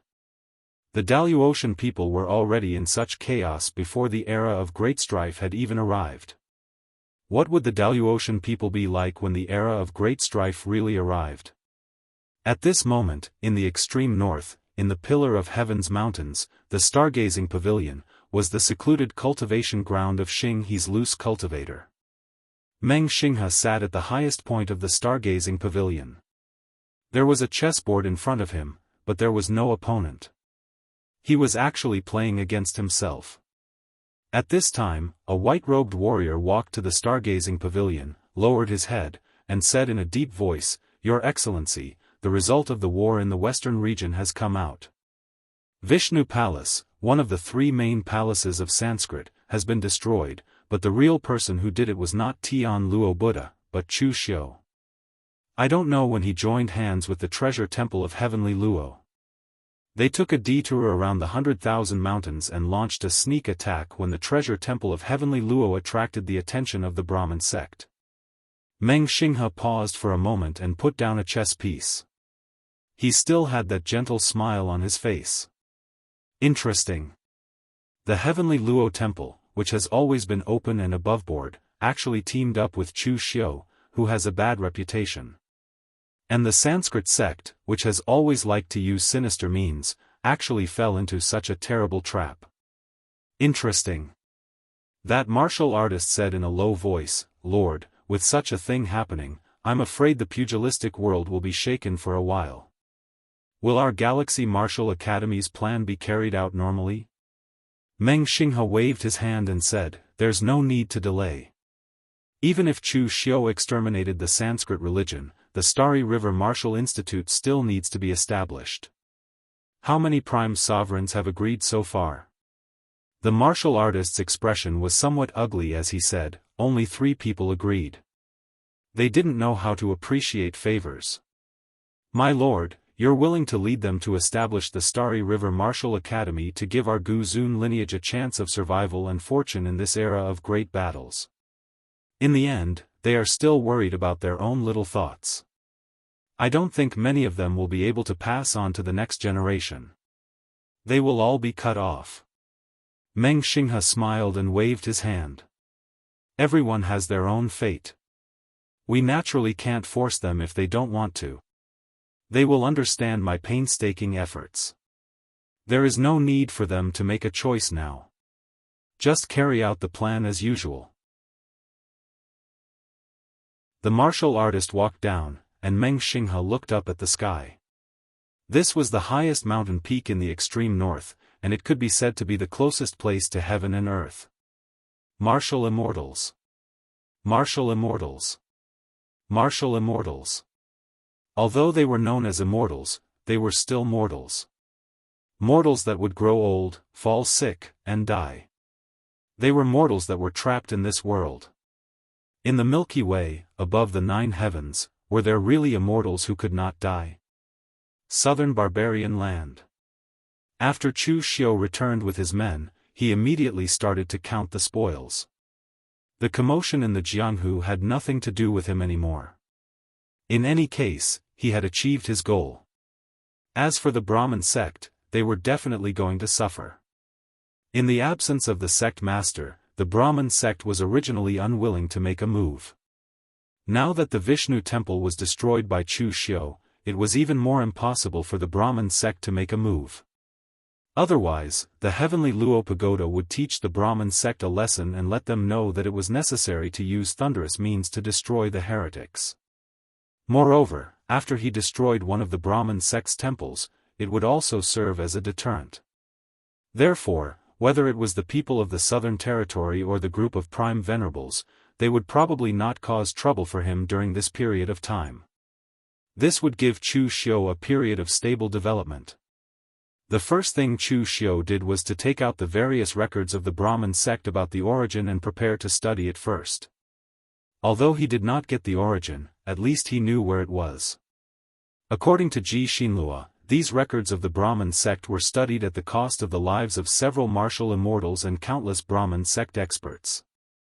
As long as he could borrow a trace of the origin, Chu Xiu's strength would skyrocket. But when he opened the records, Chu Xiu found that he could not understand them. The Brahmin sect's records were naturally written in those obscure Sanskrit. Fortunately, Chu Xiu brought Ji Xinlua back. After asking someone to call Ji Xinlua still had a nervous expression on his face. He did not know whether Chu Xiu would kill him to silence him or not. But he did not expect that the first thing Chu Xiu called him to do was to ask him to be a translator. After throwing the records to Ji Xinlua, Chu Xiu asked, "How much do you know about the creation divine artifact of your Brahmin sect?" Ji Xinlua shook his head cautiously and said, "Almost nothing. I stepped into the mysterious heaven and earth realm less than a year ago and took over the position of the palace master of the Illusion Sky Palace. Therefore, I know nothing about the secrets of the Brahmin sect. Moreover, although most of the palaces of the Vishnu Palace are not the main fighting palaces, the Illusion Sky Palace is one of the main fighting palaces of the Vishnu Palace. Almost all the previous palace masters did not participate in the research of this thing." Chu Xiu nodded and did not continue to ask. He just asked Ji Xinlua to translate these records. He was not afraid that Ji Xinlua would deliberately do something. One reason was that the other party was scared out of his wits and did not dare to do so. The second reason was that Chu Xiu's realm was much higher than Ji Xinluo's. If the other party deliberately did something, even if Chu Xiu did not understand this thing, he would still be able to see it. After Ji Xinluo finished translating these things, Chu Xiu also asked Ji Xinluo to translate all the ancient books he got from the Brahmin sect. Among them, there were some cultivation methods that his subordinates could use as reference if they wanted to practice. In the secret room, Chu Xiu looked through the records left by the Brahmin sect. He suddenly realized that he had underestimated these Daoist sections. He assumed that the sects from the absolute celestial plane did not have much understanding towards the essence. However, the truth was that back in the lower realm, the sects from the absolute celestial plane had already noticed the existence of the essence. Their understanding towards the essence was definitely much greater than Dugu Weiwa's. At the very least, it was much greater than Dugu Weiwa back in the lower realm. However, at that time, most of the absolute celestial experts only had a smattering of knowledge about the existence of essence. All they knew was that essence contained extremely great power, which was why they sealed it in the formation. After entering the Daoist world, the Brahmin sect and the heavenly Luo Buddha began to compete for the origin. When the Brahmin sect officially got the origin, although it was sealed by the heavenly Luo Buddha, after all, it fell into their hands, so they could study it carefully. According to the records of the Brahmin sect, the existence of the origin was actually the heaven and earth itself. In the end, any top martial arts sect would evolve the martial way into the heavenly way, and the Brahmin sect was no exception. In the eyes of the Brahmin sect, the beginning of the world was chaos, divided into yin and yang. And this origin was a kind of imprint left behind after the creation of a world. It was formed by the two original forces left in the chaos at the beginning of the world. Therefore, the origin was a form of the heaven and earth itself, and the Brahmin sect called it the divine creation object, which was very appropriate. After so many years of research and experiments, the Brahmin sect finally came to a conclusion after paying the price of countless lives. The origin could not be refined, nor could it be controlled, and it was not even possible to borrow a trace of its power. But the next moment, Chu Xiu's face suddenly changed. He immediately stopped stimulating the yin and yang origin, and began to run the secret method of Sanskrit. In an instant, his figure suddenly turned into a strange state where half of it was as black as ink, and the other half was shrouded in a hot golden light. Two forces surged back and forth in Chu Xiu's body, as if they wanted to break free from the shackles of his body. In the end, Chu Xiu suddenly spat out a mouthful of blood, and the demonic energy and golden light around him faded away. His whole face was pale, as if he was hollowed out. The attempt failed, but the courting death succeeded.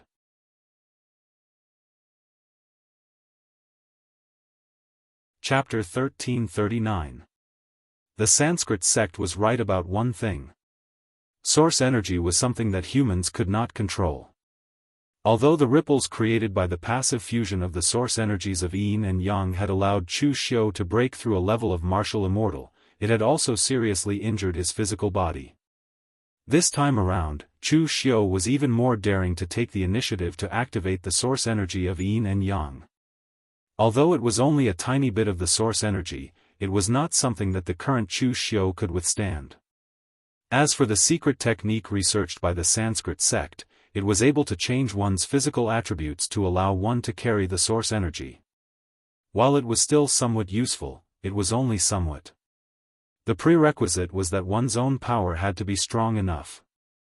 Otherwise, even if one possessed the extreme yang body or the extreme yin body, it would still be useless.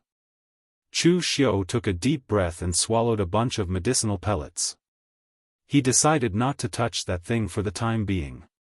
Although the source energy was very strong, so strong that it was unimaginably strong, and if Chu Xiu could borrow a trace of its power would be comparable to a top-notch divine ability, or even surpass the clear sky illuminating image.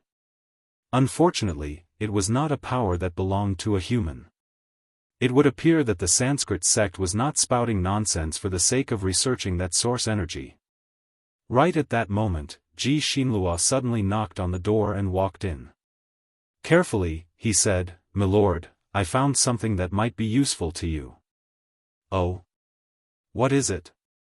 Ji Xinlua took out a few pieces of paper and said, "These are some secrets that the old hall master discovered when he was still alive. He had discussed and researched them with the church master and the other 2 hall masters. Later on, the old hall master passed away. After Xianxia took over the position of hall master, he did not pay attention to these things. However, I feel that Milord will be interested in these things." The traitor Ji Xinlua was quite competent. He knew that the Sanskrit sect still had Ji Xinlua. This meant that he could not return. At the very least, he would not be able to return before the Sanskrit sect was destroyed. Thus, he could only try his best to find an opportunity to perform meritorious deeds in front of Chu Xiu. Only then would he be able to stand out. Sometimes, traitors had to be more loyal than their own people, and they had to put in more effort. Because they knew that they had no way out. If they didn't grasp everything before them, then they would really have no other way out. Chu Xiu took the paper and looked at it. The things written on it were quite novel, because the things written on it were actually related to luck.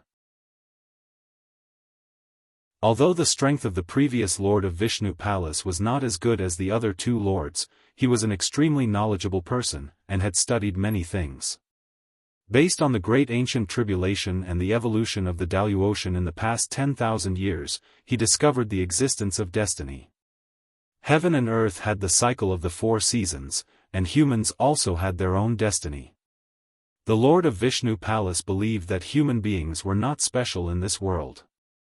All living beings had to go through the cycle of life and death, human beings also had to go through it, it was just that it would take a long time. The Great Ancient Tribulation was a cycle of karmic luck aimed at the human race, but it was not a dead end. Before the arrival of the Great Ancient Tribulation, there were already many signs, such as meteorites falling from the sky, earth dragons turning over, and so on. As a result, at that time, only a few sects, such as Spiritual Treasure Temple, chose to stand up and fight against the Great Ancient Tribulation with their own strength. The other sects chose to flee. The final result was needless to say. Those cultivators found the existence of the Daoist race and collectively fled to the Daoist race, giving up on the lower realm. If those cultivators did not leave at that time, but chose to abandon their sectarian views and unite to fight against the Great Ancient Tribulation together, then they were very likely to survive the Great Ancient Tribulation while preserving half of their strength, and then usher in a new round of luck prosperity. Among them, there was even a mention of Dugu Weiwei and Ning Xuanji. The Daoist sects did not know much about Dugu Weiwei and Ning Xuanji. They only knew that they came from the lower realm. But according to the level of vitality they observed from the array in the Daoist Divine Palace, the vitality in the lower realm was not rich. It was far inferior to that of the Daoist race, and even inferior to the heavenly realm that had been destroyed 10,000 years ago. Therefore, the existence of Dugu Weiwei and Ning Xuanji itself was unreasonable. But here, the old temple master of the Vishnu Palace also gave an explanation. He guessed that when all the cultivators in the heavenly realm left, those who stayed in the lower realm were either ordinary people, some low-level cultivators, or those cultivators who were not valued by the sections. Therefore, the inheritance they received was actually incomplete, and their strength was weaker than under normal circumstances. But the luck belonged to the entire human race, and it would not change. Because most of the experts and geniuses in the heavenly realm left, the luck of the heavenly realm was not evenly distributed, resulting in all of it gathering in 1 or 2 people, infinitely increasing their strength. This was also possible. At present, 10,000 years had passed in the Daoist race. Many cultivators could already feel the changes in the Daoist race. For example, the vitality in secret realms and other places was declining faster and faster, and so on. The luck of the Daoist race might also decline from prosperity. If they did not want to return to the heavenly realm in the past, then the best way was to unite the scattered luck into one, and jointly resist the disaster of the decline of luck. But unfortunately, in the end, the old temple master's suggestion was not accepted by the cult leader of Brahma Palace, and at the same time, it was also ridiculed by the temple masters of Brahma Palace and Shiva Palace. The sudden death of the old temple master of the Vishnu Palace also had something to do with the fact that he had spent a lot of effort to study this matter. But when Chu Xiu saw the suggestion of the old temple master of the Vishnu Palace to the cult leader of Brahma Palace, he felt that it was normal. If he was the cult leader of Brahma Palace, he would also not agree to the suggestion of the old temple master of the Vishnu Palace. The old temple master actually wanted Brahma Palace and Heavenly Jewel Buddha to give up the old prejudice and join hands to completely control the Western region. Then, with the Western region as the foundation, they would annex the Southern region and the Eastern region, and finally join hands with the Daoist sect to gather the power of Tao and Buddha to overcome the luck tribulation. Not to mention that the luck tribulation was just the old temple master's speculation for the time being. Even if it was true, it was like a fantasy to want Brahma Palace to give up the old resentment and join hands with Heavenly Jewel Buddha. In other words, even if Brahma Palace agreed, Heavenly Jewel Buddha might not necessarily agree. This matter was kept in mind by Chu Xiu.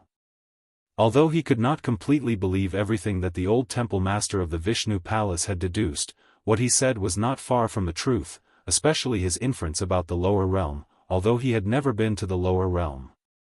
Luck. If the rise of Dugu Weiwei and Ning Xuanji itself represented the gathering of the luck of the lower realm, then where was Chu Xiu's luck? Luck was something that could not be seen or touched, it only existed in other people's guesses. Moreover, if it was said that Dugu Weiwei and Ning Xuanji could reach this step only because of the illusory luck, Chu Xiu would certainly not believe it. Perhaps they were able to reach the peak because of luck, but it was not because luck chose them, but because luck could only choose them. Because in the lower realm at that time, only Dugu Weiwei and Ning Xuanji could reach the peak, and only they were qualified to touch the illusory luck. Ji Xinlua was still watching carefully on the side. Chu Xiu waved his hand at him and said, "The things you brought are very useful, don't worry, I, Chu Xiu, will not mistreat people who work hard. But because of your current special identity, you can't go out and show your face for the time being. When Brahma Palace is destroyed, the position you can get will be even higher than that of a palace master of the Vishnu Palace." Ji Xinlua thanked Chu Xiu profusely and left, but in his heart, he did not agree with Chu Xiu's words. He admitted that Chu Xiu was indeed very strong, but now he was under Chu Xiu's command only to save his life. He did not believe that Chu Xiu could destroy Brahma Palace. He was the palace master of Brahma Palace. No matter what, he was also regarded as a quasi-high-level person of Brahma Palace. Because of this, he knew the horror of Brahma Palace. Chu Xiu could destroy a palace of Brahma Palace with a sneak attack, but he did not believe that Brahma Palace, which had been passed down for more than 10,000 years, could be destroyed by Chu Xiu. After Ji Xinlua left, Chu Xiu also began to recuperate in seclusion. The impact of the yin and yang origin had caused a lot of damage to Chu Xiu's physical body. Even if his physical body was extremely strong now, the last power of the yin and yang origin was not something that Chu Xiu could withstand. After more than a month, Chu Xiu came out of seclusion and called Mei Qinglian to ask if there was any situation in the western region. Mei Qinglian shook her head and said, "There is no movement in the western region." According to the information that Fatty Sikong Tan sent, Brahma Palace in the western region has lost a palace, can be said to be a heavy loss. Moreover, there is no news of the return of the world venerate, so Brahma Palace can only be vigilant and do not make any move. As for Heaven Luo Treasure Rakshasa, they did not do anything other than keeping an eye on Brahma Palace, as if they are ready to stop while they are ahead, and do not intend to fight Brahma Palace to the end. Chu Xiu nodded his head. This was similar to what he had guessed before. With this kind of reaction, Brahma Palace should not be looking for trouble with him. But at this time, Mei Qinglian suddenly said, "Although there is nothing in the western region, there is something in the northern region, you should pay attention to it." "What is it?" "You should know Xinghe Loose Cultivator, the one who has a good relationship with Yi Wei Kong. While you were in seclusion, Xinghe Luce Cultivator teamed up with 3 other prime venerates to build the stargazing martial courtyard in the northern Heavenly Pillar Mountain. All prime venerates disciples of major sects, and rogue cultivators are allowed to come and cultivate there, regardless of origin or sect. As long as you do not have a master, you can come and go as you please. You can come and go as you please. You are free to come and go as you please. After saying that, Mei Qinglian frowned and said, "That guy must be crazy. What's the difference between him doing this and giving away cultivation methods and experience points for free?" The other Daoist experts only talk about martial Dao, but he took out core cultivation methods to explain. This is crazy. Hearing Mei Qinglian's words, a word suddenly popped up in Chu Xiu's mind. Providence. Exhaling deeply, Chu Xiu's eyes flickered with an indecipherable light. A peak 9th heaven martial immortal expert will not go crazy, let alone suffer a loss. I'm afraid he is fighting for providence.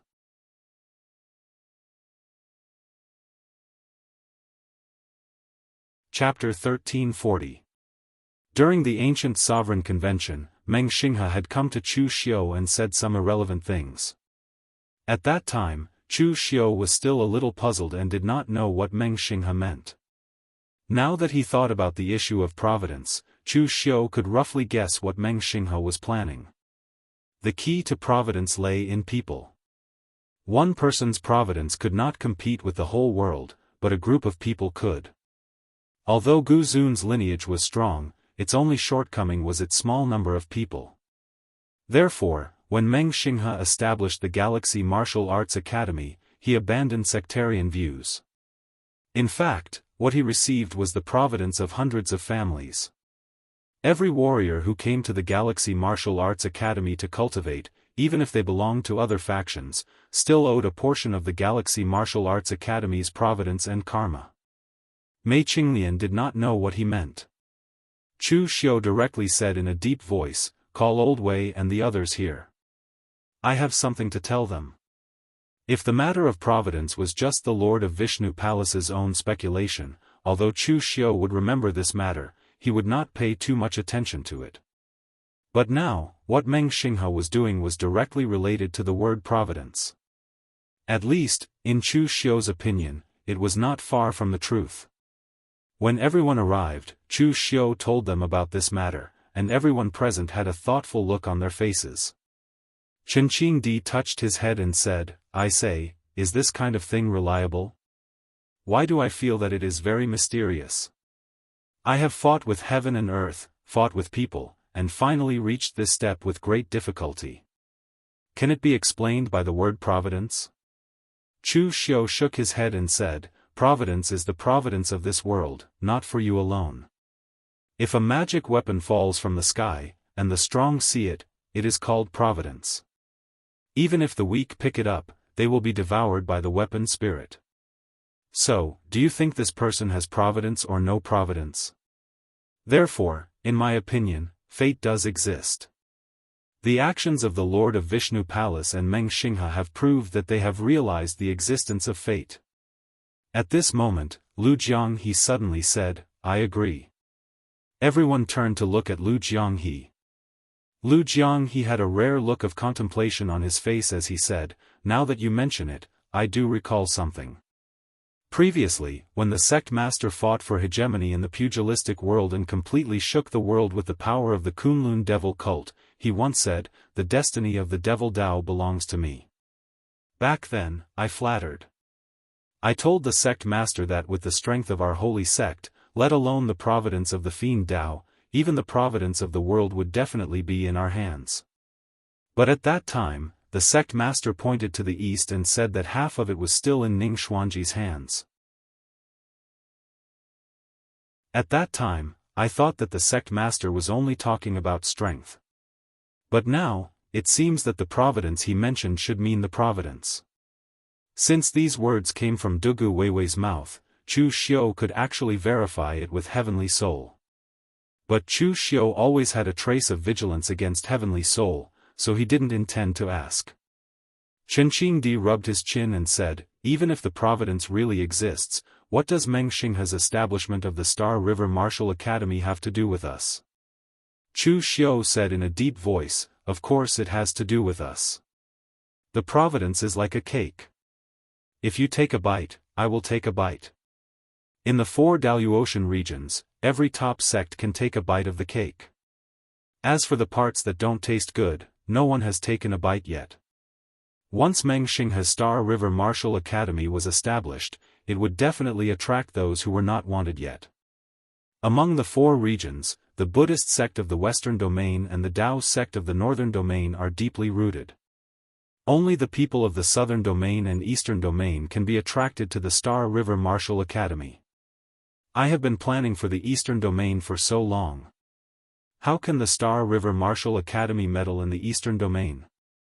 Among the 4 Daoist regions, Chu Xiu had always stayed in the Eastern Domain, where he had the greatest reputation. Now that he had turned from enemies to friends with High Heaven sect and was a member of the Imperial Heaven Pavilion, he only had Cold River City as his enemy. Therefore, as long as the opportunity was right, the Eastern Domain could belong to Chu Xiu at some point in time. It would have been fine if he didn't know about the providence, but now that he knew, Chu Xiu wouldn't let anyone snatch something from him. Wei Shuya said in a deep voice, so you are going to learn from Meng Xinghe? Chu Xiu shook his head and said, Meng Xinghe has his own path, and I have mine. He is now the leader of the Prime Venerables, and there are several Prime Venerables around him. His reputation can be said to have shaken the Daoist.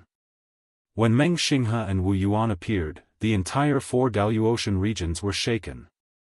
My current reputation is still inferior to Meng Xinghe's. Therefore, I just need to guard the Eastern Domain. As for the method, it's very simple. We have been in the Daoist for so long, and now is the time. Chu Xiu looked at the people present and said in a deep voice, I have decided to leave the Imperial Heaven Pavilion and rebuild the holy cult in the Daoist Eastern Domain. I will make the name of Kunlun resound throughout the Daoist continent. No one objected to this suggestion. In fact, even Wei Shuya and the other elders of the Kunlun demon sect revealed looks of excitement in their eyes. In fact, for them in the past, as long as the Kunlun devil cult restored its former glory in the lower realm, they would be satisfied. But now, after seeing the vast world of the Daoist continent, how could they be willing to dominate the lower realm? However, after the excitement, Old Man Wei was the first to calm down and said in a deep voice, the Eastern Domain now has 3 top forces. If you suddenly want to establish a force, will High Heaven Sect and Imperial Heaven Pavilion agree? Also, if we directly use Kunlun as our name, will people suspect that we are from the lower realm? Chu Xiu shook his head and said, no, Kunlun Mountain did not have any forces 10,000 years ago. After Dugu Weiwei and Ning Xuanji came to the Daoist continent, no one mentioned anything about the lower realm. The term Kunlun exists in many ancient books and will not be suspected. As for Imperial Heaven Pavilion and High Heaven Sect, I will inform them. After a month, we will hold the founding ceremony of our holy church in the southern wilderness. The founding ceremony was complicated and required many things to be mobilized, so Chu Xiu handed it over to Wei Shuya to handle. Wei Shuya was mature and experienced, so he was most suitable for this kind of thing. Moreover, Chu Xiu first went to Imperial Heaven Pavilion and High Heaven Sect to deliver the invitations, of course, to tell them about this matter. Outside Imperial Heaven Pavilion, when they heard that Chu Xiu had come to visit, Zhong Qiushui, Lu Sanjin, and a group of Imperial Heaven Pavilion elders even came out to greet him personally. In fact, Imperial Heaven Pavilion was also a little confused about Chu Xiu's attitude. Even they themselves did not know what kind of attitude they should use to treat Chu Xiu. Nominally, Chu Xiu was still the county governor of Imperial Heaven Pavilion. But in fact, Chu Xiu had long left Imperial Heaven Pavilion and was in charge of the southern wilderness. At the beginning, Zhong Qiushui paid the price of the entire southern wilderness being under Chu Xiu's control in exchange for Chu Xiu standing on his side in the fight for the position of Pavilion Master. From then on, the two sides were no longer in a subordinate relationship. Moreover, with the recent news that Chu Xiu had destroyed Vishnu Palace, Zhong Qiushui was even more certain of this. Two martial immortals and the entire Vishnu Palace, this force was already stronger than Imperial Heaven Pavilion, but in the end, it was still destroyed by Chu Xiu. In this case, if Chu Xiu wanted to destroy his Imperial Heaven Pavilion, wouldn't it be very easy? Therefore, from the beginning when he saw Chu Xiu, Zhong Qiushui had been feeling very awkward because he did not know what kind of attitude he should use to face Chu Xiu. Seeing Zhong Qiushui like this, Chu Xiu did not bother to keep him in suspense anymore. Chu Xiu said directly, "Pavilion Master, I'm actually here to tell you something this time." "Oh? What is it?" With a solemn expression, Chu Xiu said in a deep voice, "I'm preparing to completely leave Imperial Heaven Pavilion and establish an independent force in the southern wilderness, called the Kunlun Devil Cult.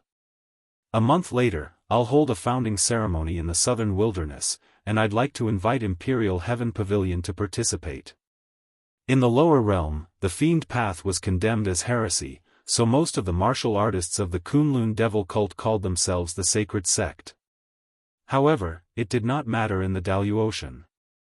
The Fiend Path was also one of the many martial paths, and it was not a sensitive matter.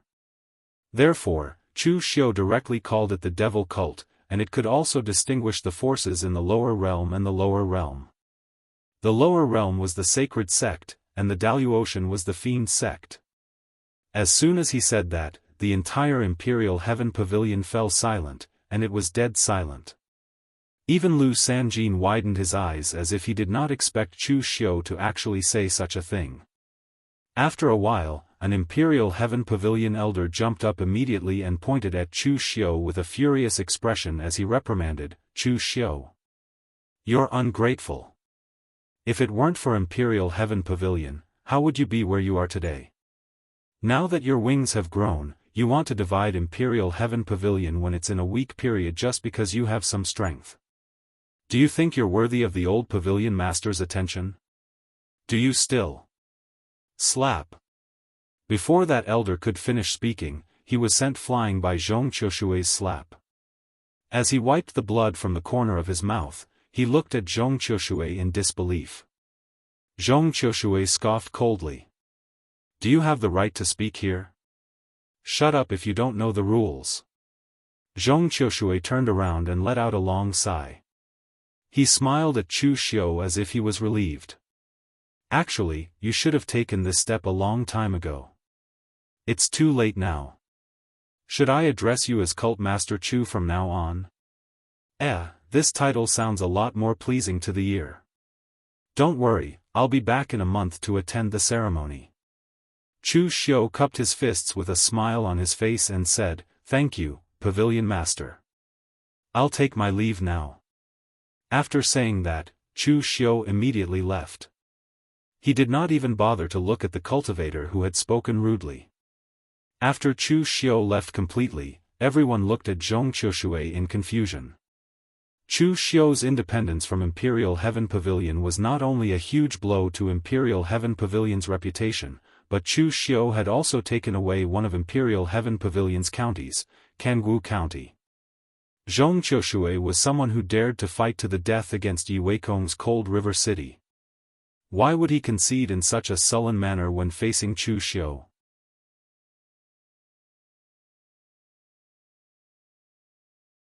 Chapter 1341. The people of the Imperial Sky Pavilion felt that Zhong Qiushui had changed. He was no longer the overbearing Zhong Qiushui. Facing everyone's gaze, Zhong Qiushui sighed and said, "When it's time to be tough, you're not tough. When it's time to be flexible, you don't know how to be flexible. What are all of you thinking? Do you know what's the situation in the southern barbaric land, including Jianghu County? They're all Chu Xiu's men. I've already promised Chu Xiu that Jianghu County and the southern barbaric land will be handed over to Chu Xiu to govern. Therefore, that place is no longer the territory of the Imperial Sky Pavilion. Chu Xiu's words are the law, and the words of the Imperial Sky Pavilion are basically equivalent to fart. In such a situation, what's the difference if Chu Xiu establishes a sect or not? Also, set your sights further away. Don't always stare at such a small place like the eastern region. Chu Xiu's position is stuck between the eastern region and the southern region. Once the southern region is prepared to attack the eastern region, the first to face will definitely be Chu Xiu. Therefore, no matter what Chu Xiu's identity is, as long as he still admits that he's from the eastern region, he's the ally of the Imperial Sky Pavilion. In the past, the old pavilion master treated him well. Both of us also have some kinship. Zhong Qiushui paused. Just when the others thought he had finished speaking, Zhong Qiushui said faintly, "Of course, there's another more important matter. Which one of you is Chu Xiu's opponent? Who can destroy the Vishnu temple, one of the three main temples of the Sanskrit sect, with a surprise attack? Is it him or you? The entire Imperial Sky Pavilion can't do it. The pugilistic world is a place where strength is important. The pool of the Imperial Sky Pavilion is too shallow to accommodate a true dragon. Why don't we generously do him a favor and let him leave calmly? If we really shed all pretense of cordiality, we'll only be trapped in our own web and won't get any benefits." It was rare for Zhong Qiushui to be clear-headed. This time, he was very open-minded, even more so than Lu Sanjin. When the other people from the Imperial Sky Pavilion heard Zhong Qiushui's words, they stopped talking nonsense, including the elder who was slapped earlier. Chu Xiu was already unstoppable. Even if they wanted to stop him, they wouldn't be able to. A few days later, Chu Xiu arrived at High Heaven Sect at the fastest speed possible. As soon as he saw Chu Xiu, Fang Yinglong laughed heartily as he walked over and said, "Chu, you have destroyed the Vishnu Palace of Sanskrit sect and made a name for yourselves in the 4 regions. Congratulations." Chu Xiu shook his head and said, "That's not a good thing. If it wasn't for the Sanskrit sect causing trouble for me again and again, I wouldn't have made a move against them. Now I'm in the limelight, but when the Sanskrit sect gets the chance, they won't let me off." Chu Xiu's words made Fang Yinglong speechless. "You already know the consequences, yet you still acted so ruthlessly, directly destroying a temple of the Sanskrit sect?" Fang Yinglong could only laugh awkwardly as he welcomed Chu Xiu into the hall. After finding Qin Baiyuan and Linghu Xiu, Fang Yinglong asked directly, "May I know why Chu has come to my High Heaven sect this time?" Fang Yinglong had roughly figured out Chu Xiu's temper. He was definitely the kind of person who wouldn't visit a temple without a reason. If he had nothing to do, he wouldn't have come to High Heaven sect to catch up with them. Chu Xiu said directly, "I plan to leave Imperial Sky Pavilion and establish my own sect in the southern wilderness, called the Kunlun Devil Cult. The founding ceremony will be held in a month, so I came to invite Sect Master Fang and everyone from High Heaven Sect to attend the ceremony and help me promote it." After listening to Chu Xiu, Fang Yinglong, Qin Baiyuan, and Linghu Xianshan looked at each other, their eyes filled with shock. They didn't expect that Chu Xiu would come to talk to them about this. But after thinking about it carefully, they felt it was normal. For example, a sect in the Southern Territory could establish a top force with a first or second heaven martial immortal. On the surface, Chu Xiu had the strength of a third heaven martial immortal, but he could almost rival a fifth heaven martial immortal. A temple of the Sanskrit sect was destroyed just like that. Most of the people in the pugilistic world only saw Chu Xiu's strength. However, some of the martial artists from the big sect saw the power behind Chu Xiu. Killing Yin Tuoluo was easy, as long as Chu Xiu was strong enough. But how many elite masters were needed to break through the Brahma sect's main hall and exterminate Vishnu temple? It wasn't easy to cultivate them, but Chu Xiu had such power under his command. It could be said that Chu Xiu was stronger than Imperial Sky Pavilion now, so it wasn't strange for him to make such a choice. After a while, Fang Yinglong cupped his hands and said, "Congratulations to Cult Master Chu. But there's one more thing we need to know. After the establishment of Kunlun Devil Cult, will Cult Master Chu's attitude towards the Eastern Territory change? Fang Yinglong didn't care what Imperial Sky Pavilion thought. As the #1 sect in the Eastern Territory, he was only worried about the changes in the Eastern Territory. Chu Xiu said in a deep voice, "Sect Master Fang, please rest assured. Kunlun Devil Cult is established in the southern barbaric land and will guard the Eastern Territory forever. I'm from the Eastern Territory, and I have deep grievances with the Southern Territory martial world. No matter what, my attitude will not change." Fang Yinglong stood up and solemnly cupped his hands and said, "I hope that from now on, High Heaven Sect and Kunlun Devil Cult will never become enemies and will guard the Eastern Territory together." Chu Xiu also stood up and cupped his hands. Definitely. Both sides spoke with certainty, but in reality, even they themselves knew that it was basically impossible. They didn't fall out now because they had a common goal and common interests. Within a month after leaving High Heaven Sect, the news that Kunlun Devil Cult was about to be established had spread throughout the Eastern Territory and the 4 Daoist territories. The establishment of a top sect with 3 martial immortals was considered a major event in the entire Daoist continent. Moreover, in the Eastern Territory, Kunlun Devil Cult directly spread the news that Kunlun Devil Cult was recruiting a large number of disciples. Not only that, but the entire sect could directly join the Kunlun Devil Cult. The Starry River Martial Institution established by Meng Xinghe was very peaceful. Every bit of opportunity that could be pulled over was a bit of opportunity, and every bit of karmic luck was a bit of karmic luck. As for Chu Xiu, he was preparing to directly copy the route of the Kunlun Devil Cult in the lower realm. Cultivators with loose cultivator backgrounds who wanted to join the Kunlun Devil Cult would be accepted regardless of whether they were good or bad. However, only those who were strong enough and had outstanding talent could be recruited into the various halls of the Kunlun Devil Cult, while the weak could only be at the lowest level. However, Chu Xiu didn't mind having too many people. The Kunlun Devil Cult in the Daoist continent was not smaller than the lower realm.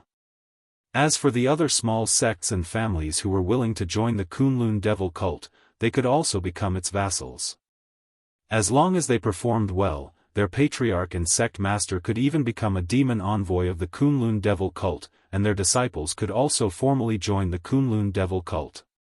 In fact, although this method could make the strength of the Kunlun Devil Cult skyrocket in a short period of time, the drawbacks were also very obvious. That was, their sense of belonging to the Kunlun Devil Cult would be greatly reduced. However, this didn't matter. Whether it was the Dugu Weiwei from 500 years ago or the current Chu Xiu, what they required from their subordinates was never loyalty, but obedience and ability. 500 years ago, when the Kunlun Devil Cult was at its peak, there were countless vassals under their command. Who dared to rebel? Only after the Kunlun Devil Cult was destroyed did some vassal forces betray the Kunlun Devil Cult. However, there were also some vassal forces that were loyal, such as the Yin Demon sect. This was enough for Chu Xiu. When he was around, he could suppress this group of people with his prestige. When he was not around, if the Kunlun Devil Cult couldn't even suppress this group of people, it would prove that the Kunlun Devil Cult had already gone from prosperity to decline. It was already on the verge of collapse. Therefore, at that time, even if they were loyal, it would be useless. When Chu Xiu's words came out, the entire Eastern Territory was in an uproar. No sectarian bias, regardless of origin, and even if you wanted your entire family to join, it wouldn't affect your own inheritance. This kind of generous conditions could already attract many cultivators. Those cultivators who were rogue cultivators and looked down upon by the top sects such as High Heaven Sect had already set off for the southern barbaric land. There were also some small sects and families that were often bullied by the big sections. They also decided to join the Kunlun Devil Cult and join Chu Xiu in exchange for a backer. In the 9 Phoenix Sword sect in Fang-Lin County, Lin Fengwu looked at the news about the Kunlun Devil Cult and said to Lin Yazi with a firm look, "Father, I've decided to merge the entire Nine Phoenix Sword sect into the Kunlun Devil cult and become a vassal of the Kunlun Devil cult. I also want to join the Kunlun Devil cult. At this time, Lin Fengwu had already reached the true fire soul refining realm, and her talent was outstanding. At this time, she had reached the peak of the true fire soul refining realm, and her combat power was even stronger than her father, Lin Yazi. So during this time, Lin Yazi had actually begun to gradually retire, handing over the Nine Phoenix Sword sect to his daughter. The Nine Phoenix Sword sect had suffered great changes, and Lin Yazi's thoughts had long since changed. So what if they were a man or a woman? He had no son, no accomplished disciple, only such an outstanding daughter, so he had decided to officially hand over the Nine Phoenix Sword sect to Lin Fengwu. After listening, Lin Yazi sighed and said, "Joining is fine. You can make the decisions in the Nine Phoenix Sword sect now, but daughter, have you not forgotten that official Chu?" Lin Fengwu shook her head and said with a firm look, "I chose to let the Nine Phoenix Sword sect merge with the Kunlun Devil cult not because of official Chu, but for the sake of our Nine Phoenix Sword sect. Our Nine Phoenix Sword sect is not the strongest in Fonglin County, and after joining the Kunlun Devil cult, we have a backer.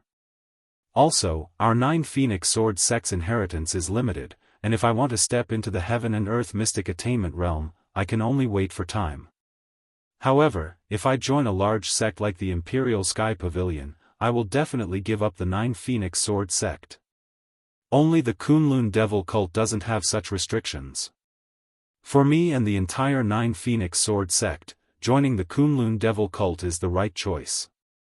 Lin Fengwu's words were clear and logical, but only she knew what exactly she was thinking in her heart. Regardless of the reason, the entire eastern region was in an uproar because of the establishment of the Kunlun Devil cult. Within a month, all the large sects had already swarmed into the southern barbaric land.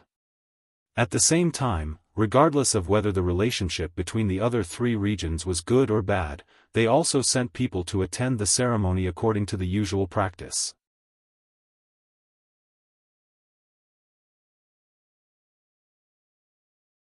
Chapter 1342. At the edge of Jianghu County, in the land of southern barbarism. This place was no longer the same as when Chu Xiu first came, where the dense forest was overgrown with vegetation and wild beasts everywhere. Instead, the martial artists of the Kunlun Devil cult opened up a wide road. The surrounding barbarian tribes also escaped into the depths of the dense forest because of the threat of the Black Luo tribe and the various resources provided by Chu Xiu, forming a barrier for the Kunlun Devil cult. Palaces and pavilions rose from the depths of the dense forest. Not only did they not feel out of place, but there was even a sense of desolation and grandeur. A portion of the East region martial artists walked on the main road and looked at the surrounding buildings. There were also groups of Kunlun Devil cult disciples dressed in black with cold expressions and extremely murderous aura on their bodies. Everyone couldn't help but shiver. Previously, they thought that Chu Xiu's decision to establish the Kunlun Devil cult was only made after his strength skyrocketed. However, looking at the buildings and palaces in the land of southern barbarism, as well as the martial artists cultivated by his subordinates, was it possible that all of these were prepared in a hurry? Obviously, a long time ago, when Chu Xiu was still a disciple of the Emperor Sky Pavilion and was still fighting for the Emperor Sky Pavilion, he actually already had the intention to stand on his own feet. From this point, they could see the depth of Chu Xiu's schemes. However, he was actually able to hold on until he fell out with the Emperor Sky Pavilion. In the end, the Emperor Sky Pavilion even personally came to congratulate the establishment of the Kunlun Devil cult. This was simply unbelievable. At this moment, everyone suddenly realized that there was a dispute in front of them. A martial artist dressed in luxurious clothes shouted at the Kunlun Devil cult disciple who was guarding the door as if he was very dissatisfied. What does the Kunlun Devil cult mean by this? Official Chu said that we, the small sects, are welcome to come and seek refuge, but in the end, you don't even let us enter the door. Are you looking down on our Linchi Jiang family? The disciple of the Kunlun Devil cult who was guarding the door restrained himself. He knew that today was a big day for the Kunlun devil cult to establish their sect in the Daoist, so he didn't want to blow things up. One had to know that he was an old man who had fought alongside Chu Xiu ever since he joined the Azure Dragon Society. If anyone in the lower realms had dared to speak to him in such a manner, he would have long since slapped them across the face. But here, he could only patiently explain, Patriarch Jiang, my Kunlun devil cult welcomes everyone, but today is my Kunlun devil cult's founding ceremony.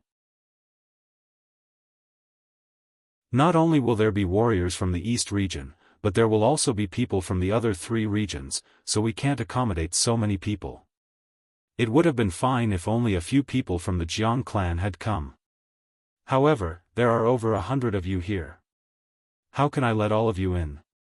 The entire Jianghu county is my Kunlun devil cult's territory. Patriarch Jiang, you can only bring a few trusted subordinates in and let the rest in Jianghu county. However, the Jiang clan's patriarch's attitude was extremely unyielding. He pointed at the disciple who was guarding the door and said angrily, I don't care. You didn't say anything about this before. Official Chu is a man of great talent and strategy. He is broad-minded and tolerant. How could he do something like keep his guests outside the door? I think it's you little guards who are making things difficult for us with a chicken feather. Who is your superior? I want to see the higher-ups of the Kunlun devil cult and seek justice for me. On the other side, Lin Yazi and Lin Fengwu were also in the crowd. Seeing that the Jiang clan's patriarch was being unreasonable, Lin Fengwu immediately wanted to stand out and stop him, but she was stopped by Lin Yazi. Silly girl, do you think that fellow is causing trouble? Lin Fengwu frowned and said, today is my Kunlun devil cult's grand opening day. If he isn't causing trouble, then what is he? Lin Yazi was speechless. As expected, a grown girl cannot be kept at home. She hasn't even joined the Kunlun devil cult and she's already saying, my Kunlun devil cult. Lin Yazi explained, that Jiang clan is able to mix in Lingxi County like a fish in water. Does he look like an idiot to you? Would he dare to challenge the Kunlun devil cult at a time like this? He wouldn't dare even if he was given 2 guts. He was only using some tricks to attract official Chu's attention. Listen to his words. There isn't the slightest bit of slander towards official Chu in his words. Instead, he's praising him. When official Chu comes out and sees this scene, in order to win people's hearts, he'll definitely scold the disciple guarding the door. Then, he'll put on a magnanimous appearance and welcome them in. When the time comes, the other small powers that want to join the Kunlun devil cult will see that official Chu has this kind of attitude towards the Jiang clan. They'll definitely be completely convinced. This is like buying a horse's bones with 1,000 pieces of gold. Right now, the Jiang clan wants to take the initiative to be that horse's bones. Girl, your strength isn't bad now, but you're still a bit lacking when it comes to playing tricks with these old foxes. After Lin Fengwu heard this, she laughed coldly and said, if that's the case, then this Jiang clan is simply being too clever for their own good. They're playing with fire and burning themselves. Lin Yazi was stunned and said, what did you say? Lin Fengwu said indifferently, official Chu is scheming, but he's always disdained to play such low-level tricks. He won't mistreat his own people just to win people's hearts. Lin Yazi wanted to say something, but on the other side, 2 people slowly walked over. One of them was playing with a golden dragon-shaped flying dagger, while the other was expressionless, carrying a heavy sword on his back. They were Tangya and Yen Bugui. Tangya said lazily, I'm his superior, who's looking for me? The Jiang clan head had just stepped forward, but before he could say anything, Tangya's expression suddenly changed, and he said coldly, cripple him. Behind him, Yen Bugui took a step forward, and the huge force caused the whole ground to tremble.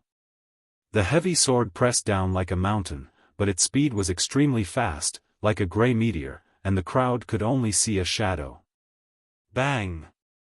An explosive sound rang out, and the shield of vigor on the Jiang clan head's body was like a piece of paper, easily torn apart.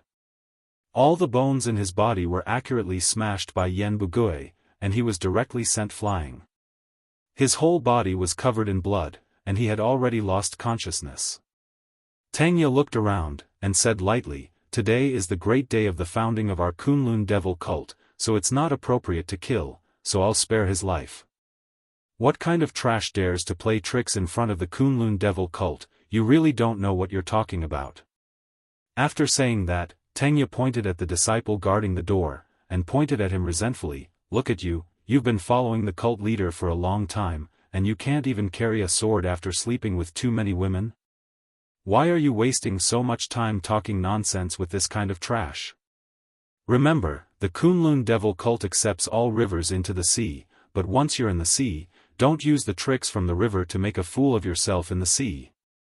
The disciple guarding the door instantly turned red, and he defended himself, "I didn't sleep with women, I'm still a virgin." Tangya laughed and scolded him, "Who cares if you're a virgin or not? You've never touched a woman, and you're so proud? Guard the door well, and remember what I said." Before leaving, Tangya also looked around at the people present.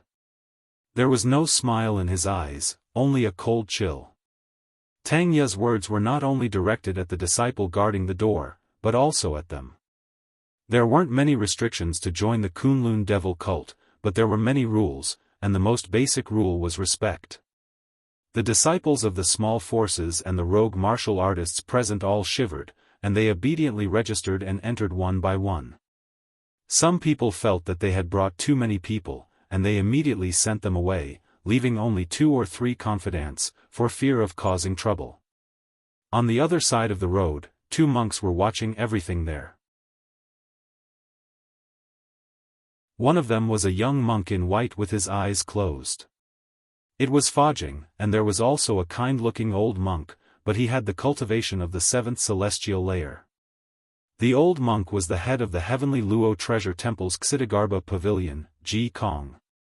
He learned that the Kunlun devil cult was establishing a sect, so he came to attend the ceremony.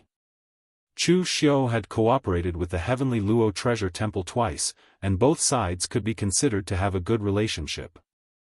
Of course, with Chu Xiu's strength, it was certainly not enough for the head of the life transformation pavilion, Jishan Zen Master, to personally come to congratulate him, so they sent the prestigious head of the Xitigarbha pavilion, Ji Kong, and the heir of the life transformation pavilion, Fajing. This kind of combination could be considered to be giving face to Chu Xiu. "Fajing, these people under Chu Xiu, what do you think of them?" Fajing said in a deep voice, "Their strength is strong, their background is deep, and their sense of belonging to the sect is very strong. Their bodies have a strong murderous aura, and it is obvious that they are the kind of martial artists who have walked out of countless battles. The most important thing is that Chu Xiu has a lot of these martial artists, even more than our life transformation pavilion. No wonder he was able to destroy the Vishnu temple. This kind of martial artists, even if they are not martial immortals, not to mention destroying the Vishnu temple, they can even compete with the Shiva temple." Previously in the exalted divine palace, the few people under his command were not ordinary people, but now it seems that this is not his full strength. Ji Kong said doubtfully, "That is why I am puzzled, where did this Chu Xiu get these people? In recent years, I have not heard of any large-scale battles in the eastern region. How did he train these disciples?" Fajing did not speak, obviously he was also puzzled about this point. Ji Kong shook his head and said, "Forget it, don't think too much about it. Chu Xiu destroyed the Vishnu temple, so he has formed a great enmity with the Sanskrit sect. They will definitely not let him go. Therefore, the stronger he is, the better. As long as he can stop the Sanskrit sect, he will be a good ally for the heavenly Luo treasure temple." "I heard that the Sanskrit sect also came this time," Fajing suddenly said. Ji Kong nodded and said, "Maybe they saw us coming, so they also sent people. They probably don't want to admit in front of the Daoist people that they lost miserably. Then if the Sanskrit people come looking for trouble, should we help?" Ji Kong smiled and said, "This is the founding ceremony of the Kunlun devil cult, why should we join in the fun? Whether or not they will lose face, it is Chu Xiu's business, it has nothing to do with us.